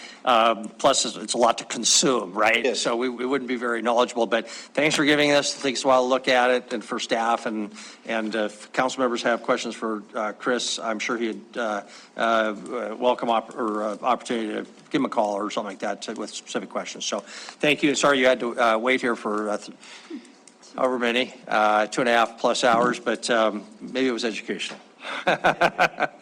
Okay, thank you very much. Is there any other public comment on anything not on our agenda? Okay, no one's coming forward. Closed public comment period. Any council initiatives? I have a couple of things. Councilmember Kennedy? Thank you, Mayor. I have a couple of things. Number one, This is under the category council initiatives? yeah, we have talked about over the budget being passed. We talked about salaries and the 5%. And Chris, you made a comment that it's all pulled together at 5%, and then it's however it's put out. What I would like to see as part of a council initiative, that the salary line item that we approved for the line item of what do we call it, non-negotiated staff, I would like to see that how that salary is going through all the jobs that we have. So I'd like to request a spreadsheet with the percentage that are given to each of those employees on that pot of money that we had approved. And I'd like that to go to each of the council Point of members. order, Mr. Mayor. Our process for initiatives is to give a one-week warning, and I realize that's an informal process, but we also have an initiative form that we use, and that's generally our process for initiatives. Thank you. Okay, thanks. Yeah, and that's a good point, but oftentimes people will just kind of give us a heads up that something's coming down the pike. Okay. So that's what I would interpret this. We'll make sure you get a copy of that little written form. It allows us to put in written form very specifically what's requested. So I'll send you a copy of that, and then you can bring it back. That's great, but that will be coming forward because I really do feel that the council didn't have a clue of what this whole salary has been, who received all the raises, things like that. The next piece, go ahead. If you don't mind, I would also, I'll come with the form filled out for the council initiative, but I would like to see the overall salaries that that we see with the Teamsters. I had asked 3 different times to get those. Council member Aspenleiter got me a copy of some of them. What I'd like to do is see the total from the previous years, just like that was given during the negotiations too. I'd like to see where we are with our salaries and stuff, because everything is, trust us, and, we're going with a market thing and all of that. What I'd like to do is to be able to see all of those, where we go from the bottom to the top end. And I'll put that in initiative too. Yeah, thanks. And Chris, I just recommend, as you know, the initiative process is just get something on our agenda. Sounds like some of these things may be handleable, could be handled short of an initiative, which can take several weeks to go through the process. So if you can work it out, get Councilmember Kennedy what he wants, it'll save us the effort of having to go through an initiative, unless you see a need for an actual vote by the council. So. Okay. Before we adjourn, Councilmember Bernice? Yeah, thank you, Mayor. I just want to let Councilmember Kennedy know that I would participate and join you in that first initiative you want to establish, because I have been part of those pooling programs and they don't work well.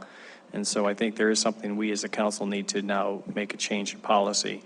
And so I would be a part of that. Thank you. Okay, very good. With that then, we are adjourned. Thanks, everybody.